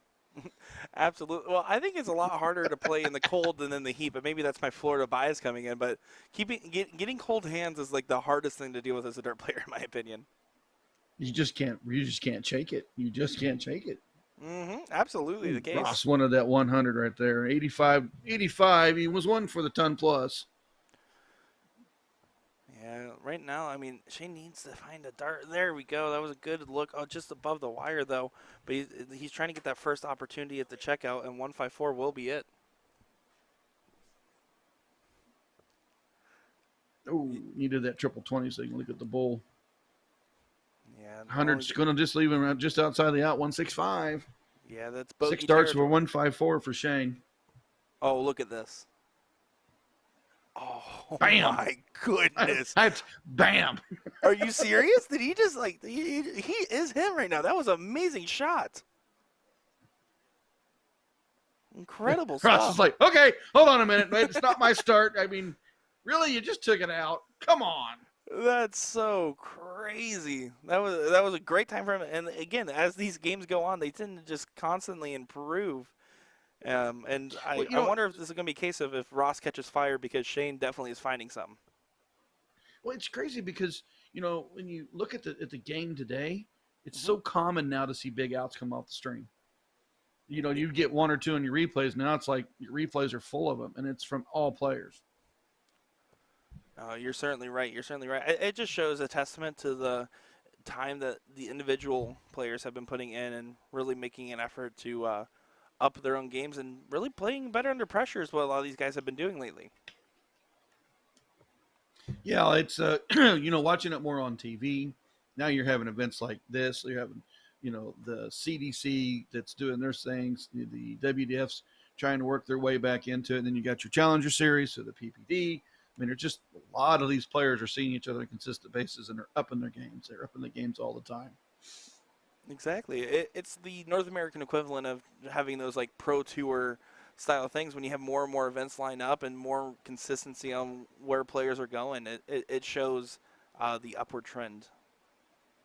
I would just wish we had that true Modus series or that PDC North America that was a pro tour that we were able to see on a consistent basis, the way the Germans have done it and what you're seeing overseas in the Euro tours to back up the PDC.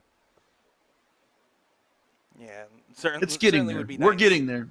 We're getting day there. at a We're getting time. there. Yeah. And this right here is a grand event. I just like to see it full and chock full of players all the time. Look at this here. Great switch I up there. wondered after that second trip 20 if he would not take a look at that 180 to leave 12, because it is a common out in the higher echelons is to leave double six, but he decided to go to the 16s. A huge last start there for Ross. That 1-2-4 at least says, hey, I'll have a decent opportunity if I get one. Ooh, pulled it. Pulled it twice. Pulled it again. Are you nervous? No, he's not nervous. He just pulled it. There we go. Well, he's going to have a pretty good attempt if Ross doesn't take this here. Unlucky with that dart. Yeah, it certainly feels like it, because staying on that 20 bed would have still given him a shot, even if it was a single. But 32 for the match.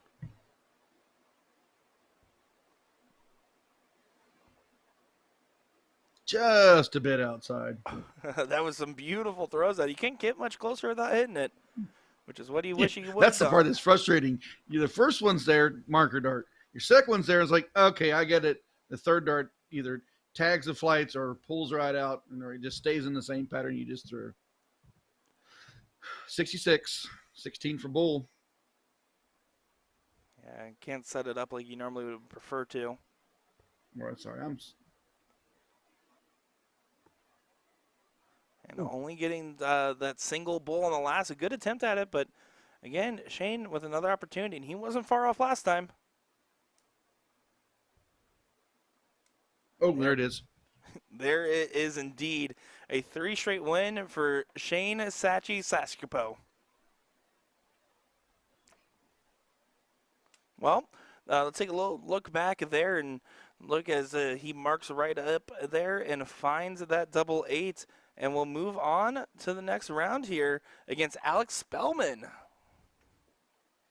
I tell you what, man, Alex Spellman is definitely becoming a fan favorite across all avenues.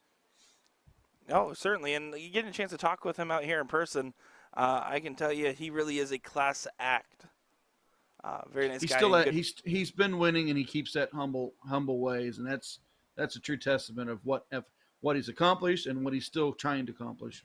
Yeah, I couldn't agree more, but it looks like we will have just a few minutes here before we get our next match. They're going to be quick to call it over as they're getting this bracket running quick. So we're just going to take just a moment here, and we'll be right back to it. What do you say, Ryan? I'm excited. This is so much fun. All right, we'll be back soon, ladies I and mean, gentlemen. why not call a dart tournament on the mic? You know, you want to see the best play? Well, get behind the mic and let's talk about it. Well, let's talk about it indeed. We'll be back with more great play soon.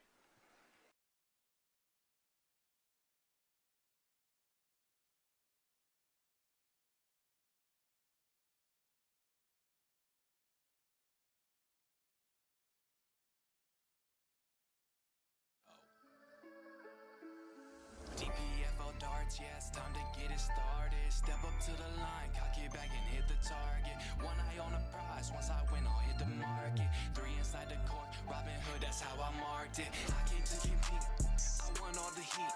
Triple 20s dialed in, hit it on repeat. You should take a seat, this is not the street. World-class gameplay, this is the elite. Throwing darts, every single day. Win a leg, then I win a game. Throwing darts, every single day. Win the prize, win the glory, and then I claim the fame. Yeah, I get cocky every time I step to the yaki, knowing that there's nothing you could do to ever stop me. This is not a hobby, no, it's more like my life. Started back at 5, always aiming for the 9s.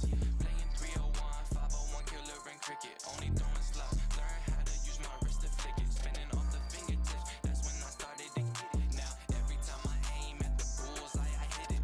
DPFL darts, yeah, it's time to get it started. Step up to the line, cock it back and hit the target. One eye on the prize, once I win, I'll hit the market. 3 inside the court, Robin Hood, that's how I marked it. I came to compete, I won all the heat. Triple 20s dialed in, hit it on repeat. You should take a seat, this is not the street.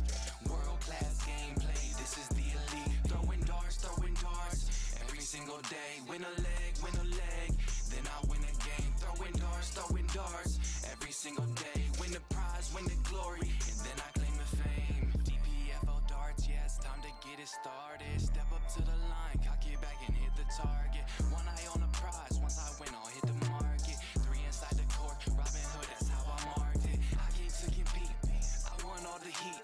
Triple 20s dialed in, hit it on repeat. You should take a seat, this is not the street. World-class gameplay, this is the elite. Throwing darts, every single day. Win a leg, then I win a game. Throwing darts, every single day. Win the prize, win the glory, and then I claim the fame.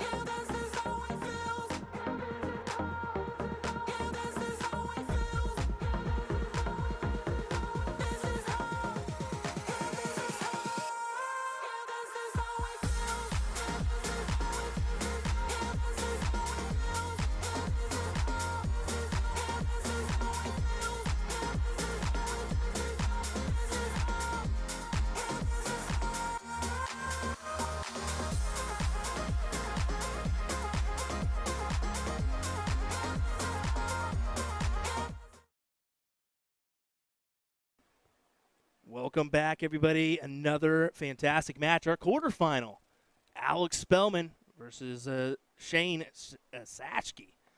I always mess that up, so I'm just going to go ahead and say Shane, just like a good old boy. We got two good old boys here. This is Will Stewart and the Ozarkian, Mr. Ryan Mooningham, joining me from the comfort of his home. Ryan, back for another one. Yep, I got a good accent. Oh, there's two in. We gonna get a third? Oh, sorry, I have to stop waiting.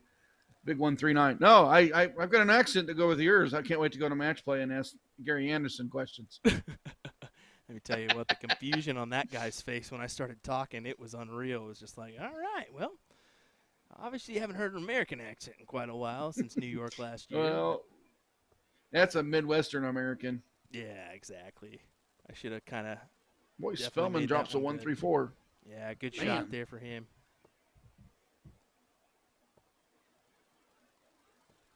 As mentioned, Shane winning the Super Cup #1 yesterday. Was that a Congrats cricket to him. tournament?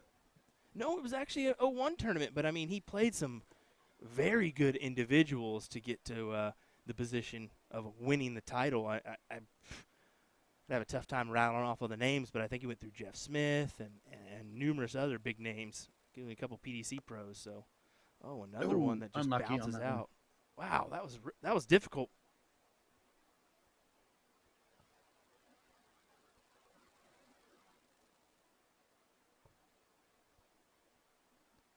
Going up to 5. Gets it. That was a 15 dart leg. Spellman makes it look smooth. He's got such a smooth delivery. Yeah, it's just calm, cool, direct. Oops, managed to poke that one by accident, but that's quite all right. Still a 134. good view. Actually, we'll keep it right there for Spellman, as that is a fantastic shot. We get to see the full You know, the action. one thing we've been doing a lot of is doing practice on form. And if you watch, a lot of people will jerk that shoulder or jerk their, they'll flow forward or flow back. If you really watch that side view from Spellman, he does not move. He keeps that pendulum arm, that Statue of Liberty look, and continues to deliver that dart straight on the board. Got some great viewership already in the chat. We appreciate you guys joining us. If you have not already, give us that like, give us that follow. We would definitely appreciate it as we creep up on the 10:30 hour here, or actually almost 11 o'clock here, local time. Deep train in the back. It's that Ooh, D first train. start unlucky. Triple D just jumped into the old booth for a minute. Triple D from Donnie Lassie from Huntsville, Alabama. Shane That's an accent. Yeah, right. Talk about an accent. That is a good one. 80 leaves 56. 16 or 20. He'll elect for the 16, the smart play there. Yeah, unfortunately, I'd go 16. I would hate to drag down and bust that. Oh, yeah. Especially with Spellman not on an out, and I'm going to return for 40. Troy Cullen, Jeremy joining us, and Sean Taylor joining us as well, saying, what, Will and Ryan? Yep. Ryan Mooningham, we talked him into joining us for a little bit. That was a long car ride. Good shot from Shane. Tops for Shane. He converts. Look at them averages after 2 legs. Yeah, impressive stuff. Now, Shane didn't have to do that in the match in front of this, but he has to turn it up to win this one, and he currently is turning it on. That he is. There's no denying it. Definitely got a good amount of Canadians joining us this weekend, which is great to see. 140 there for Shane.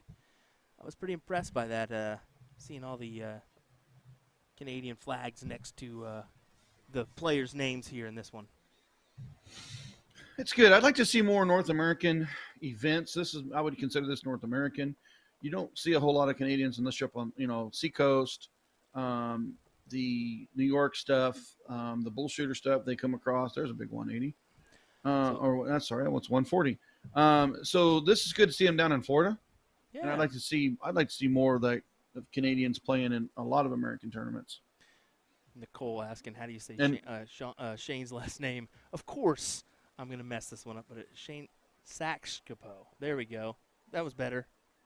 That was somewhat better. 8 out of 10. I'll give you 8 out of 10 there, Will. There's Nick Well, Sheriff. Shane just hit a 180, so he may have heard you and got mad because you messed his name up. You're going to start saying his last name right if he has something to say about it, Will.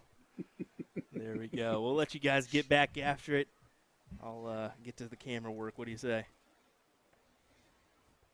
32. Ooh, just a bit on the inside. Doesn't connect, but Spellman can't do anything except set up and hope for another opportunity.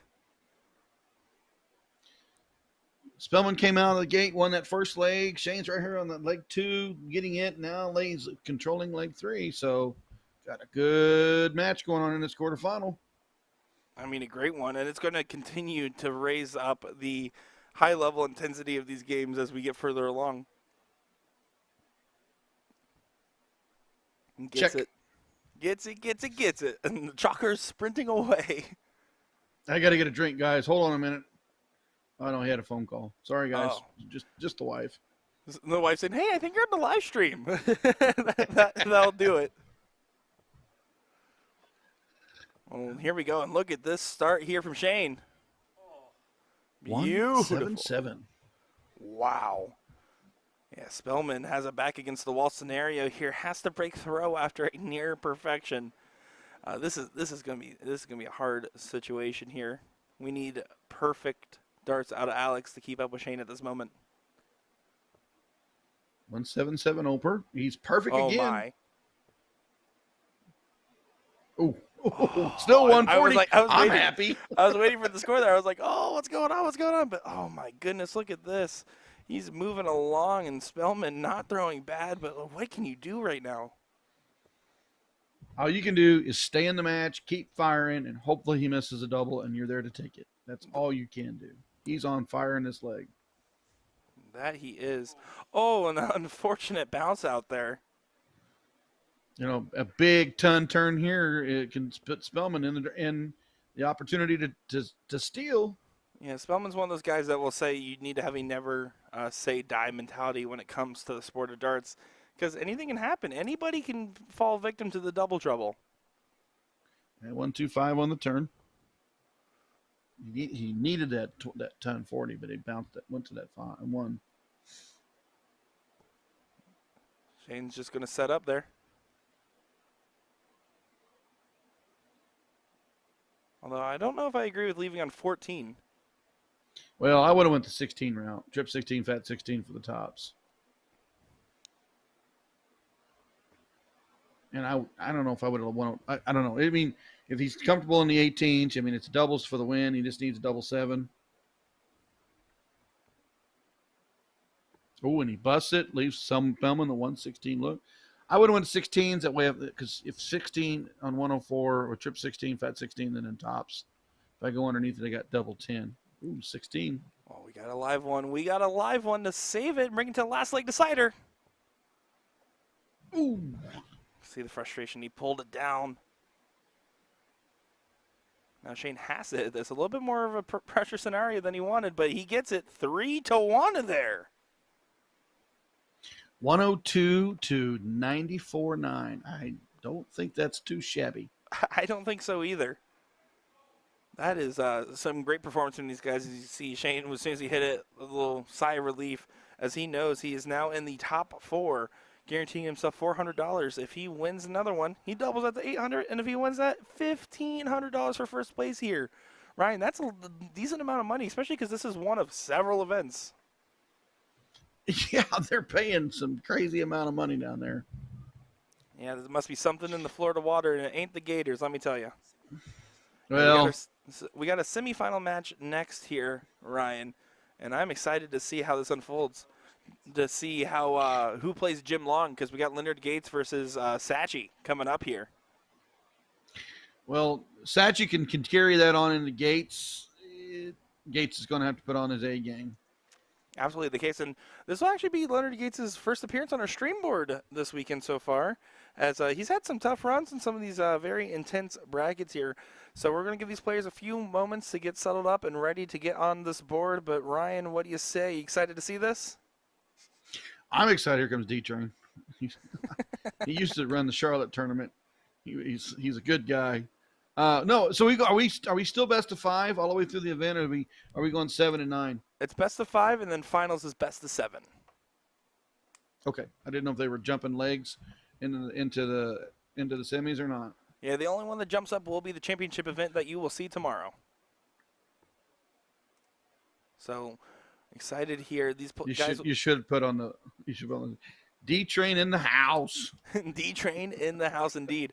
All right, guys. Well, we will be back in just a moment. Give us a share, give us a like, because these last 2 matches, semifinals, and then the finals for the Open Singles 501. I am Nick Teixeira, joined by Ryan Mooneyham and Will Stewart. We'll be back in just a moment.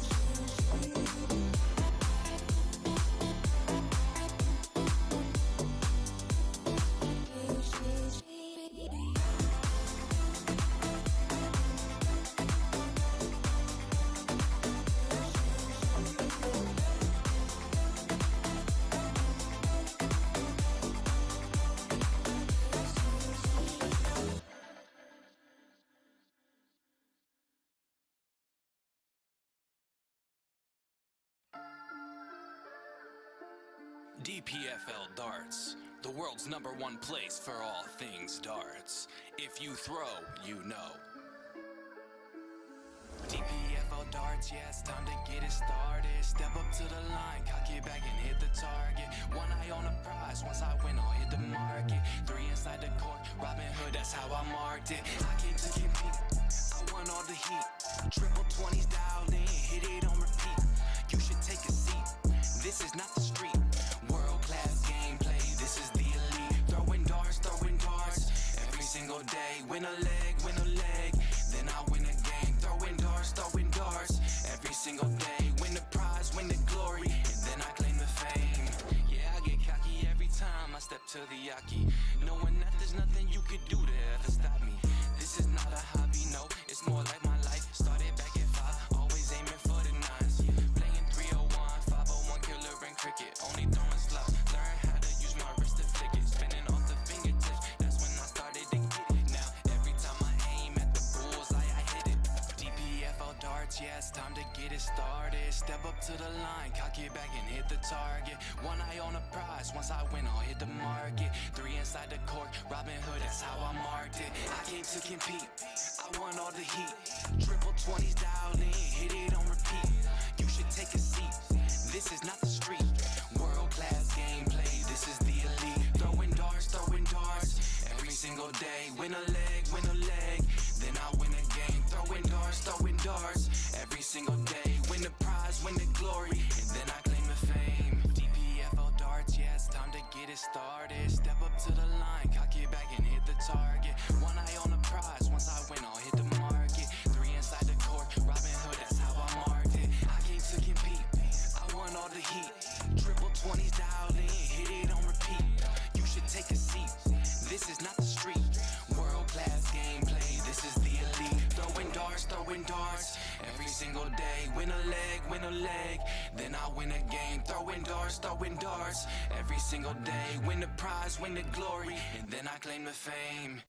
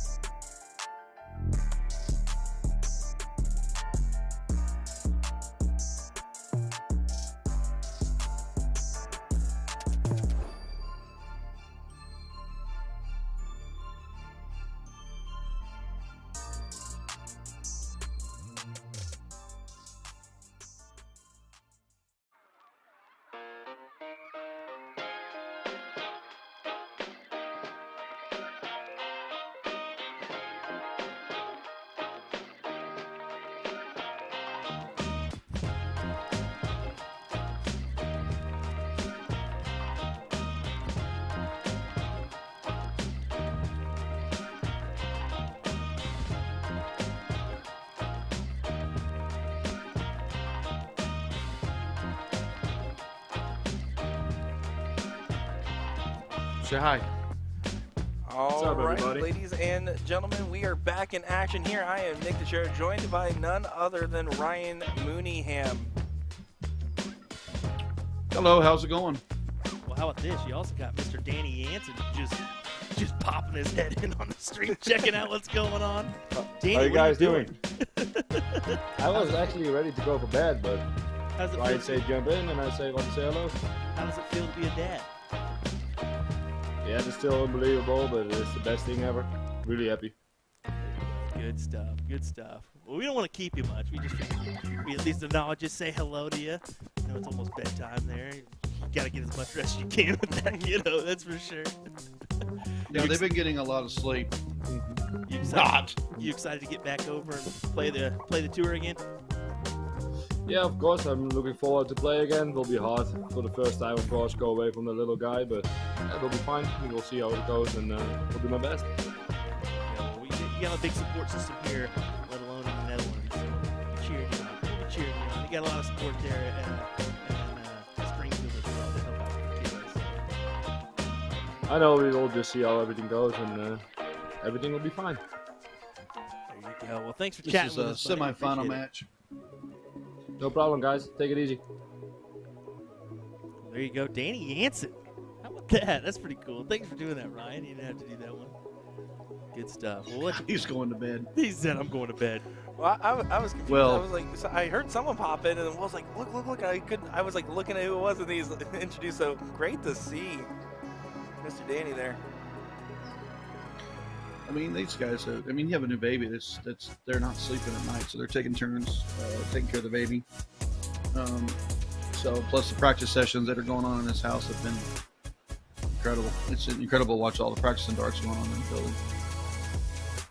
Look at that. Oh, I know. I'd be mad too on the inside of that 32. 8's gone. Yeah, he was able to recover greatly there. And right now, Shane, that was a little bit of a weaker round from him than what we have been seeing. So I'm hoping that we can get him going. Well, the match against Ross, he shot 67. Then he drops a 102 on Spellman, and then right out of the gate's a little slow against Gates. Gates is not a player you want to be slow out of the gate with. Exactly. Well, we know from Shane's last go-around in the 100-plus average, he has the ability in the game, and that's exactly what we're talking about. 180 there for Shane, as he is. He heard me. He top-level was like, player. well, let me show you guys. I'll give you something to talk about. Yeah, certainly a good shot there from him, and it's just about how much he can really apply the pressure here. Oh, another fallout for unlucky. him. That's his second one.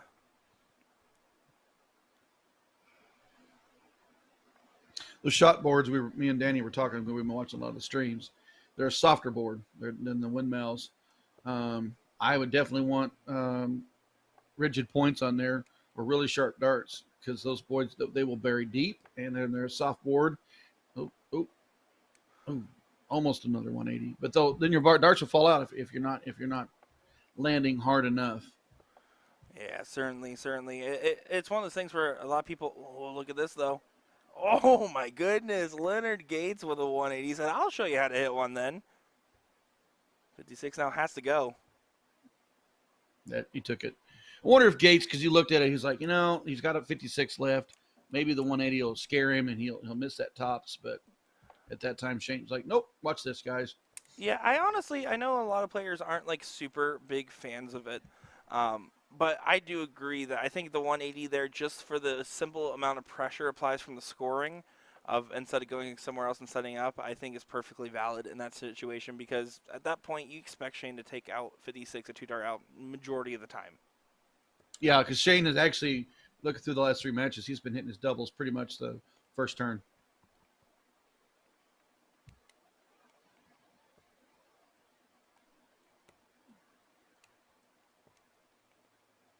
Yeah, 81 there for Shane, as these guys are really catching some good averages right now. 98.7 for Leonard Gates after the first 2. Shane at an 86.9.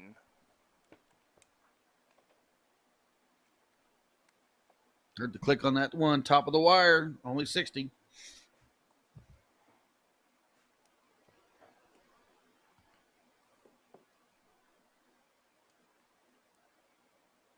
Gates needs to take this moment here, settle in, and set himself up nicely. That's a great transition. 97 on the turn. Ooh, unlucky. He needs that trip 20. Kind of pulled it away from him there. So these guys neck and neck, but slight advantage for Gates. Well, Shane's first dart in the 5. He adjusts for the trip 20. Overshoots the third dart and into the 5. He was trying to push there to get out in front of Gates for the out. Oh, a little bit of setup trouble for both these guys right now. We'll see what Shane does with this given opportunity. Stay there, stay there, stay there. Ooh. You wanted Big to. 125. Now, that's a lot of pressure on Gates. Yeah, 101's very doable.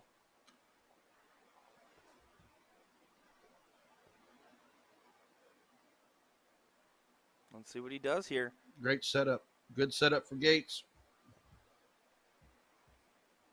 Gotta have the trip 19. Doesn't call collect there, so Leonard Gates to take up 2-1 advantage in this semifinal. Needs double top. Check. And look at that. And that's that patented fist. Yeah, the Spartan call almost of some kind.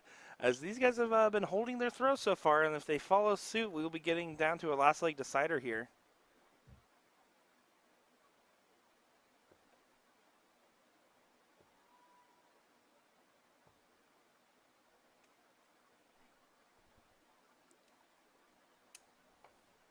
Now Shane needs to get the scoring in line, finding the bed on the second. But again, it's the second time he's done that, where he's been pulling over to the fives a little bit more than we have been seeing him do.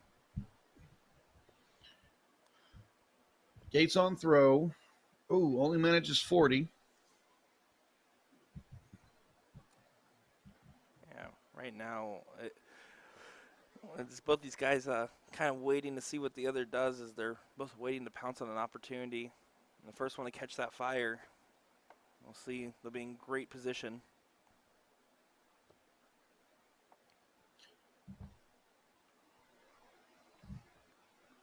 Well, 1-2-5 for Gates will do, though. Well, yeah, the 125, I'm leaving the 236. And that is a really tough turn for Shane. Yeah, that's a. I want to almost use the word tragic because of how great Shane has been playing up until this point, and that's just like a Black's turn at the wrong time, giving Gates a big separation here. Owns is 83, but it sets him up for the 153. Shane really back now. Yeah, Gates just needs to focus on teeing up this for swing next turn. 57 sets him up nicely for 96.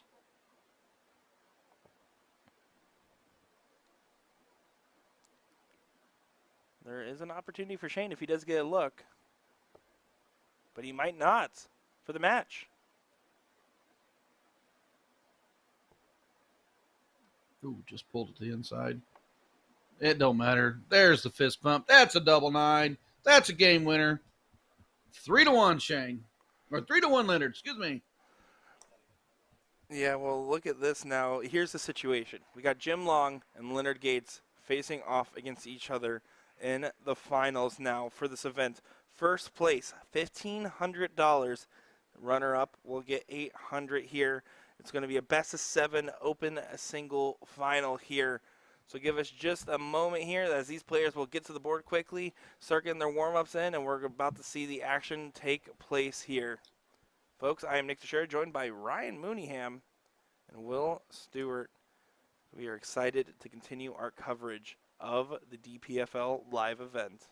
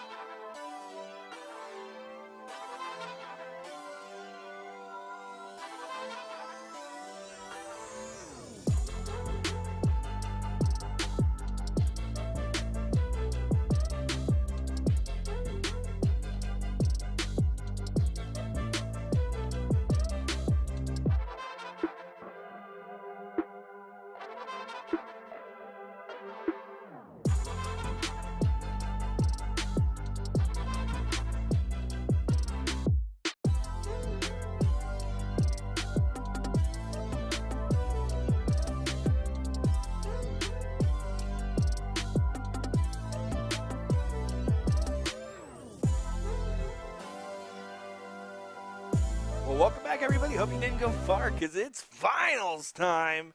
Of course, I am Nick DeShera, joined by Will Stewart in the background, and of course, the lovely and ever wonderful Ryan Mooneyham. Hello, you're always so nice to me. Yeah, thank you, thank you. Someone has to be nice here because it's in Will's contract to bully us otherwise. But this is the finals. This is some star-studded stuff here. Jim Long, the gentleman, is taking on Soldier Leonard Gates. As this should be a barn burner. This is, yeah, and especially for the amount of money. These guys are serious. They were laughing and joking when they first got called up, having a laugh. I saw Leonard taking a picture with somebody, I believe, and having a good time. And now it's all serious because $1,500 first place prize here, $800 for second. I would rather have $1,500. Yeah, I'd want to hit that double, knowing I won $1,500 in beautiful Florida against a player like Jim Long or a player like Gates to beat him. I mean, it's an incredible accomplishment. I don't care who you are. Looks like they're having a laugh over there. You can see Gates must have said something in the background because the whole room started laughing there. As it is all smiles and handshakes, but it's about to be a bloodbath on the board one way or the other. Best of 7 is the format here, alternating all the way. Ryan, who do you got here? I'm gonna put money on Jim. Jim's played. I've been watching Jim all weekend. I've been watching all the streams, but talking, commentating in and out. And Jim's played well, but it's Soldier. That's what exactly Soldier right. just do? That's exactly right. Big run. You can see Jim is just making a joke It's of like, it. what the heck? I thought that was a friendly game. They're having some fun with this one. I'm kind of surprised, especially for the prize pool level, but it seems to be leading to them playing even better.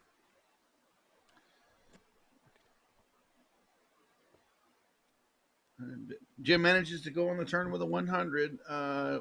Let's see another 80 out of one. Oh, Soldier. Nope, we're not going to have it. Not going to have it indeed, but what we're going to have right now is a great final. You took Jim Long there, and he's in great form, don't get me wrong, but I think Leonard Gates is due for one of these events out here, and he's been having some good runs in the brackets, just kind of getting stuck in that top 16, top 8 portion, and I'm going to be honest, I think that this one is going to be his event here, and Jim's going to need to bring out all the stops if he wants to slow down the Soldier. Well, it's crazy because I know these guys have played each other several times. And I would really like to know their win-loss record. Has Jim always had the advantage? Has Soldier always had the advantage? Is it always neck and neck and one edges the other one? Who knows? Yeah, certainly a great point there. Both these guys are just great talents representing their areas of the darting world. Right now, Jim Long with pretty good advantage as Gates packs in, and it looks like a 140 there. Shanghai opportunity here. Ooh, grab the one.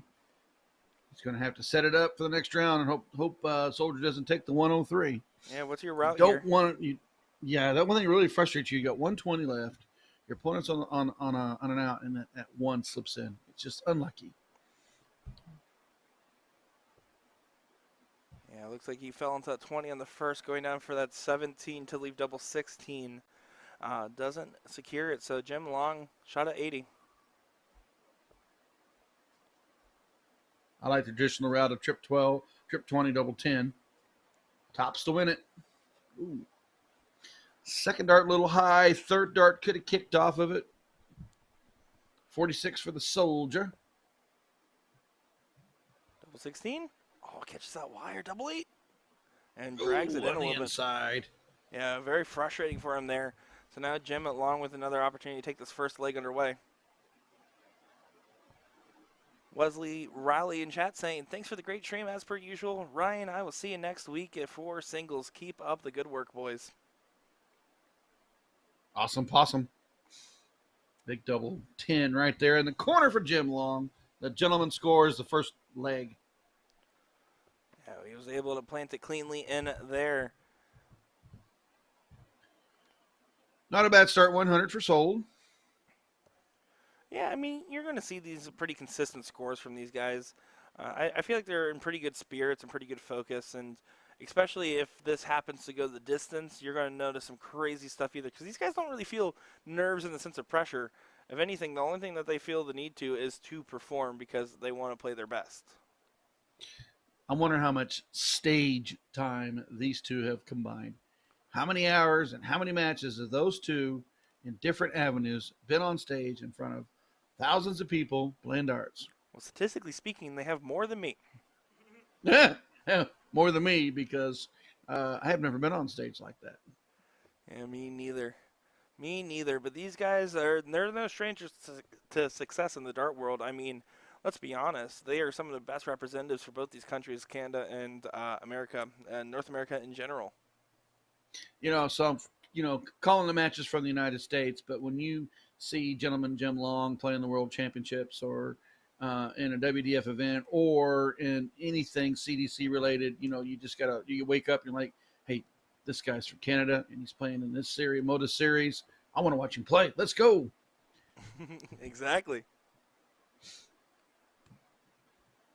Let's see. This is an interesting territory of the match right here, as they're both kind of nearing that setup range, but not quite getting there. 45, just outside of that. Soldiers right here can break right back. Yeah, he's gonna not happy with that third dart. In a first to fourth leg format, you don't want to go down 2-0 early on. You just can't afford to. It's too hard with how well these players are to get that hot of a streak to come back.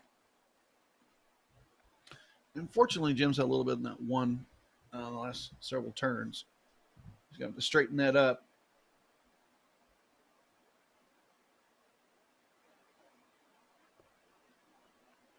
A little bit of haywire dart Leaves there. himself 96.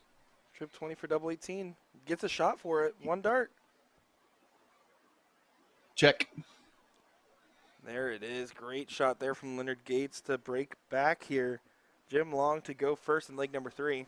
As these guys are 82.83 for Gates and a 73.41 for Jim. And I know Jim's not going to be happy with that number, but I expect it to go up here.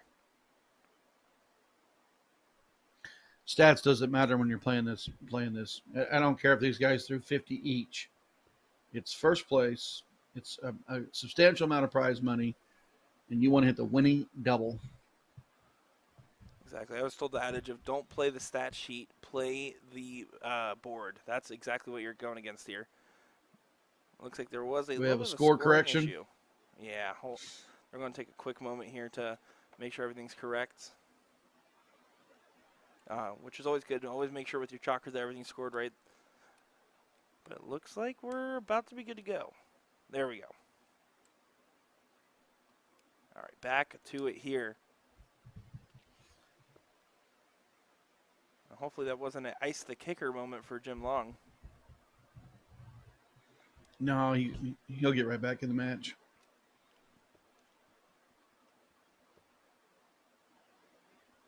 Leonard able to stack it on that last dart there. Down in the 19s. Yeah, I think he's just having a lot of trouble going left and right on the top there, so he's decided to do a comfort switch, kind of doing that classic Paula Murphy in that sense. And that didn't really pay off. I personally like to use the 19s to straighten my 20. My 20's not going right. I use the 19s to straighten my 20. That makes sense. When my 20s aren't going right, I remember that I'm not good at darts. Oh, whatever. I've seen you play. Yeah, it's true. On the commentator power rankings, I did pass up Will on that, according to Ryan George. Will over here nodding in agreement. That's definitely what's happening, nothing else. Look at this. Leonard Gates out in front here. And while Long does secure an out, 1-2-6 is a great combination finish. Goes to the 19s to start. Triple 19 for the bull. Doesn't hit it. Right to the 20s. Yeah, that was a great placement on the first there. You almost kind of were led to believe that he was going to stack right on top of it there. 160. Needs another one of those. Come on, Jimmy. Give us another one. Give us another one. Oh, my goodness. Give us the tops. We got 2 in. Come on. We need tops. Oh, no. We had a highlight reel. Oh, man, that was a great attempt, though, because imagine that shot there in this timing to hold throw. Gates try to break. Double 4. Oh, he pulled that third one. Yeah, doesn't find it there, so opportunity back to Jim Long. Going over to that double 10 and finds it there. Well, Long was behind in the leg. He's able to hold throw. Gates will start it off. We're 2-1. Yeah, I mean, both these guys, they're never going to look at a leg and say, I'm not in it anymore. I'm giving up. I'm thinking about the next leg. No, they're going to just think about the game that they're playing and the board set that they have when they walk up, and that's it. And so you can never count any of these guys out. It just matters about who's throwing the last dart in the game. Jim's starting to line up that trip 20. Yeah. Oh, Once it just stops going pulled on that. haywire for him, it'll connect like fire for him. Leonard Gates, on the other hand, playing a little bit more consistent at the moment, but not anything too explosive.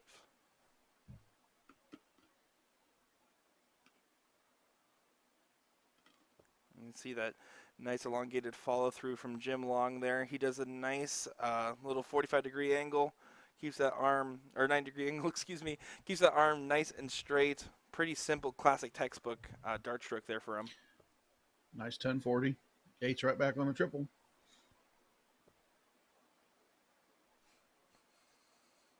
And that's an answer. Absolutely it is. We'll see, because Leonard's keen to hold here. Oh, no, and that's some trouble for Jim. I sure hope he doesn't get frustrated because he's had the triple 20, he's had the trip 1s, then he's had the trip 5s, and he got the trip 20. So you don't want to get frustrated because you're flying a little left, a little right. Just keep trying to straighten that 20 up and keep scoring. Exactly. I mean, at this point, Jim's still up in the match, and even if Gates takes this leg, it'll be even Steven here. So he just needs to make sure to know that it'll get there, because once it starts connecting, I mean, it's something to be seen. We've seen it earlier. Jim Long was playing amazing.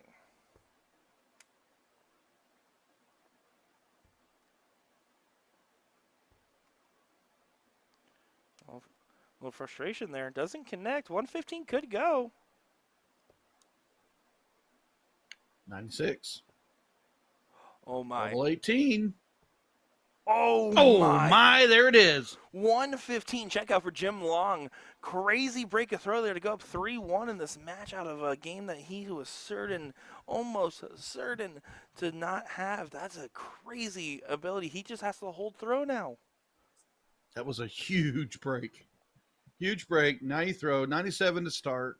Pressure now hitting on Gates right square in the chin.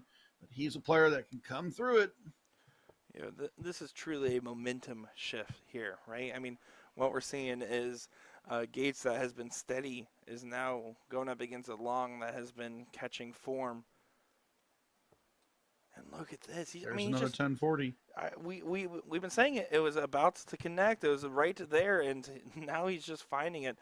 Gates needs to perform, and look at this answer, though.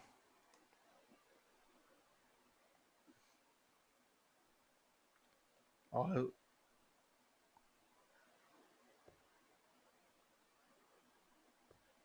Was quick to nice switch cover there. on the 20. 91. 91 on the turn.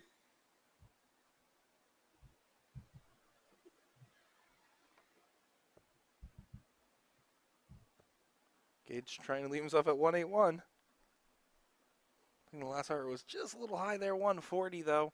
To try to keep him in the running, but Jim in control of this leg so far.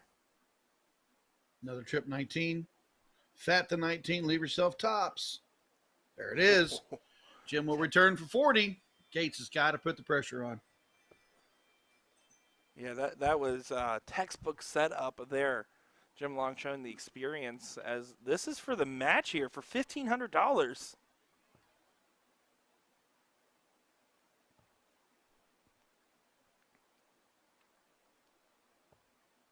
Oh, no. We just pulled it. 1-2-1 is doable, but it's going to take 2 darts to set it. You still got a chance here. He does have a chance. Got to be the bull. And he capitalizes on the opportunity.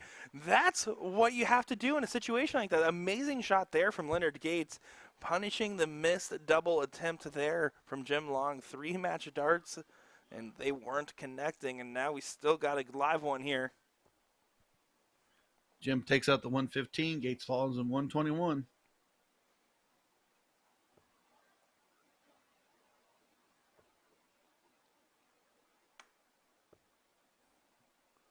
But Long's not going to be rolling over after that. In fact, he is going to continue to perform as he's really starting to get comfortable. Oh, unlucky with the third dart. Kicked off for 55.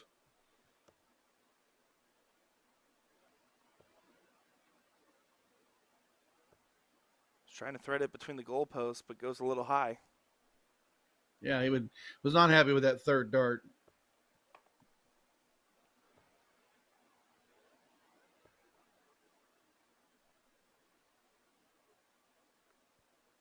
Yeah, this is really what we expected. And the longer this match goes on, just like we said, if there was a crystal ball in front of us, they are just going to continue to improve. 96.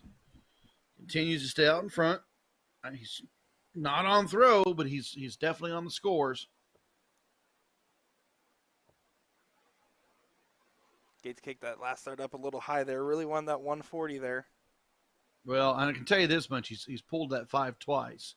So throwing a little high, it's at least you're going to score the 20 points, not grab the 5. No, absolutely, absolutely the case. 145 is not an easy finish. So if Leonard Gates can set up nicely, this could get real interesting. He needs that triple. There it is. He secures at 110. Good leave there. So 145, Jim Long. That's a great start. 45. Nope, he goes the 19 routes. Doesn't connect. I believe it's 32 left.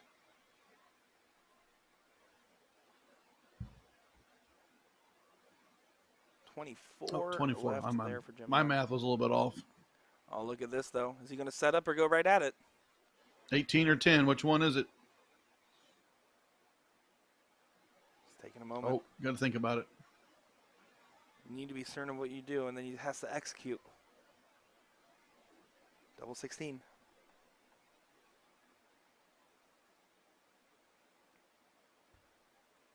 And connects there. Bam! What a So great we had a shot. 115, a 121, and a 110 out. 1, 2, 3. That's some beautiful ton-plus finishing from these guys over here as we take another look back at that. Now we're here. Last leg. There's nothing left. Jim Long needs to hold if he wants this title after 3 missed match darts. On the other hand, Leonard Gates wants to take the match that he felt like he was in control of early on.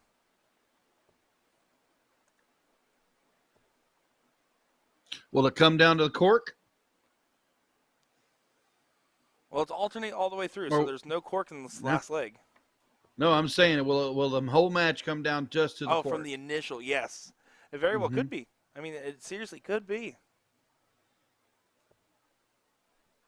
Will Jim Long hold on, or will Gates break? That's testament of leg 7. Well, right now, I mean, Jim Long's looking prime in his position so far.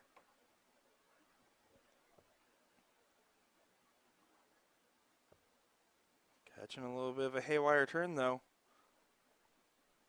Unlucky. Unless you're Leonard Gates, then you might feel very fortunate. He needs to capitalize, though. 1, 2, 1 right here. And he does so. Start to slip back into the game a little bit more here. Oh, come on. Give us a big 180. Well, that will certainly do, though. Great timing from Jim Long. Prime position there, 100 left for him. Gates needs to apply as much pressure as possible. Oh, unlucky on that third dart. Pulled it. This is for the match, ladies and gentlemen. $1,500 for first place. 80 left. Tops. He went to stay on it for the double 10 on the last start there. Only can set up 145 now is the look for Gates.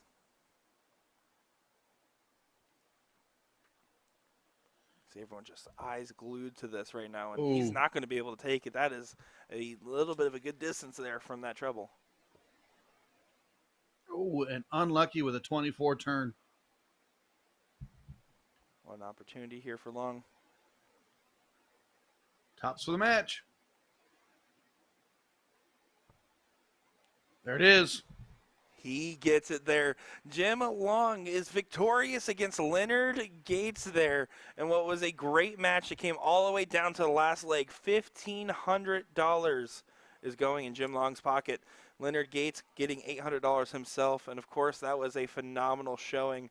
As you can see, he was just able to pound it right in there and do a great stuff there. I mean, Ryan, what else could you ask for in a final other than ton-plus finishes, great scoring, and some back-and-forth moments?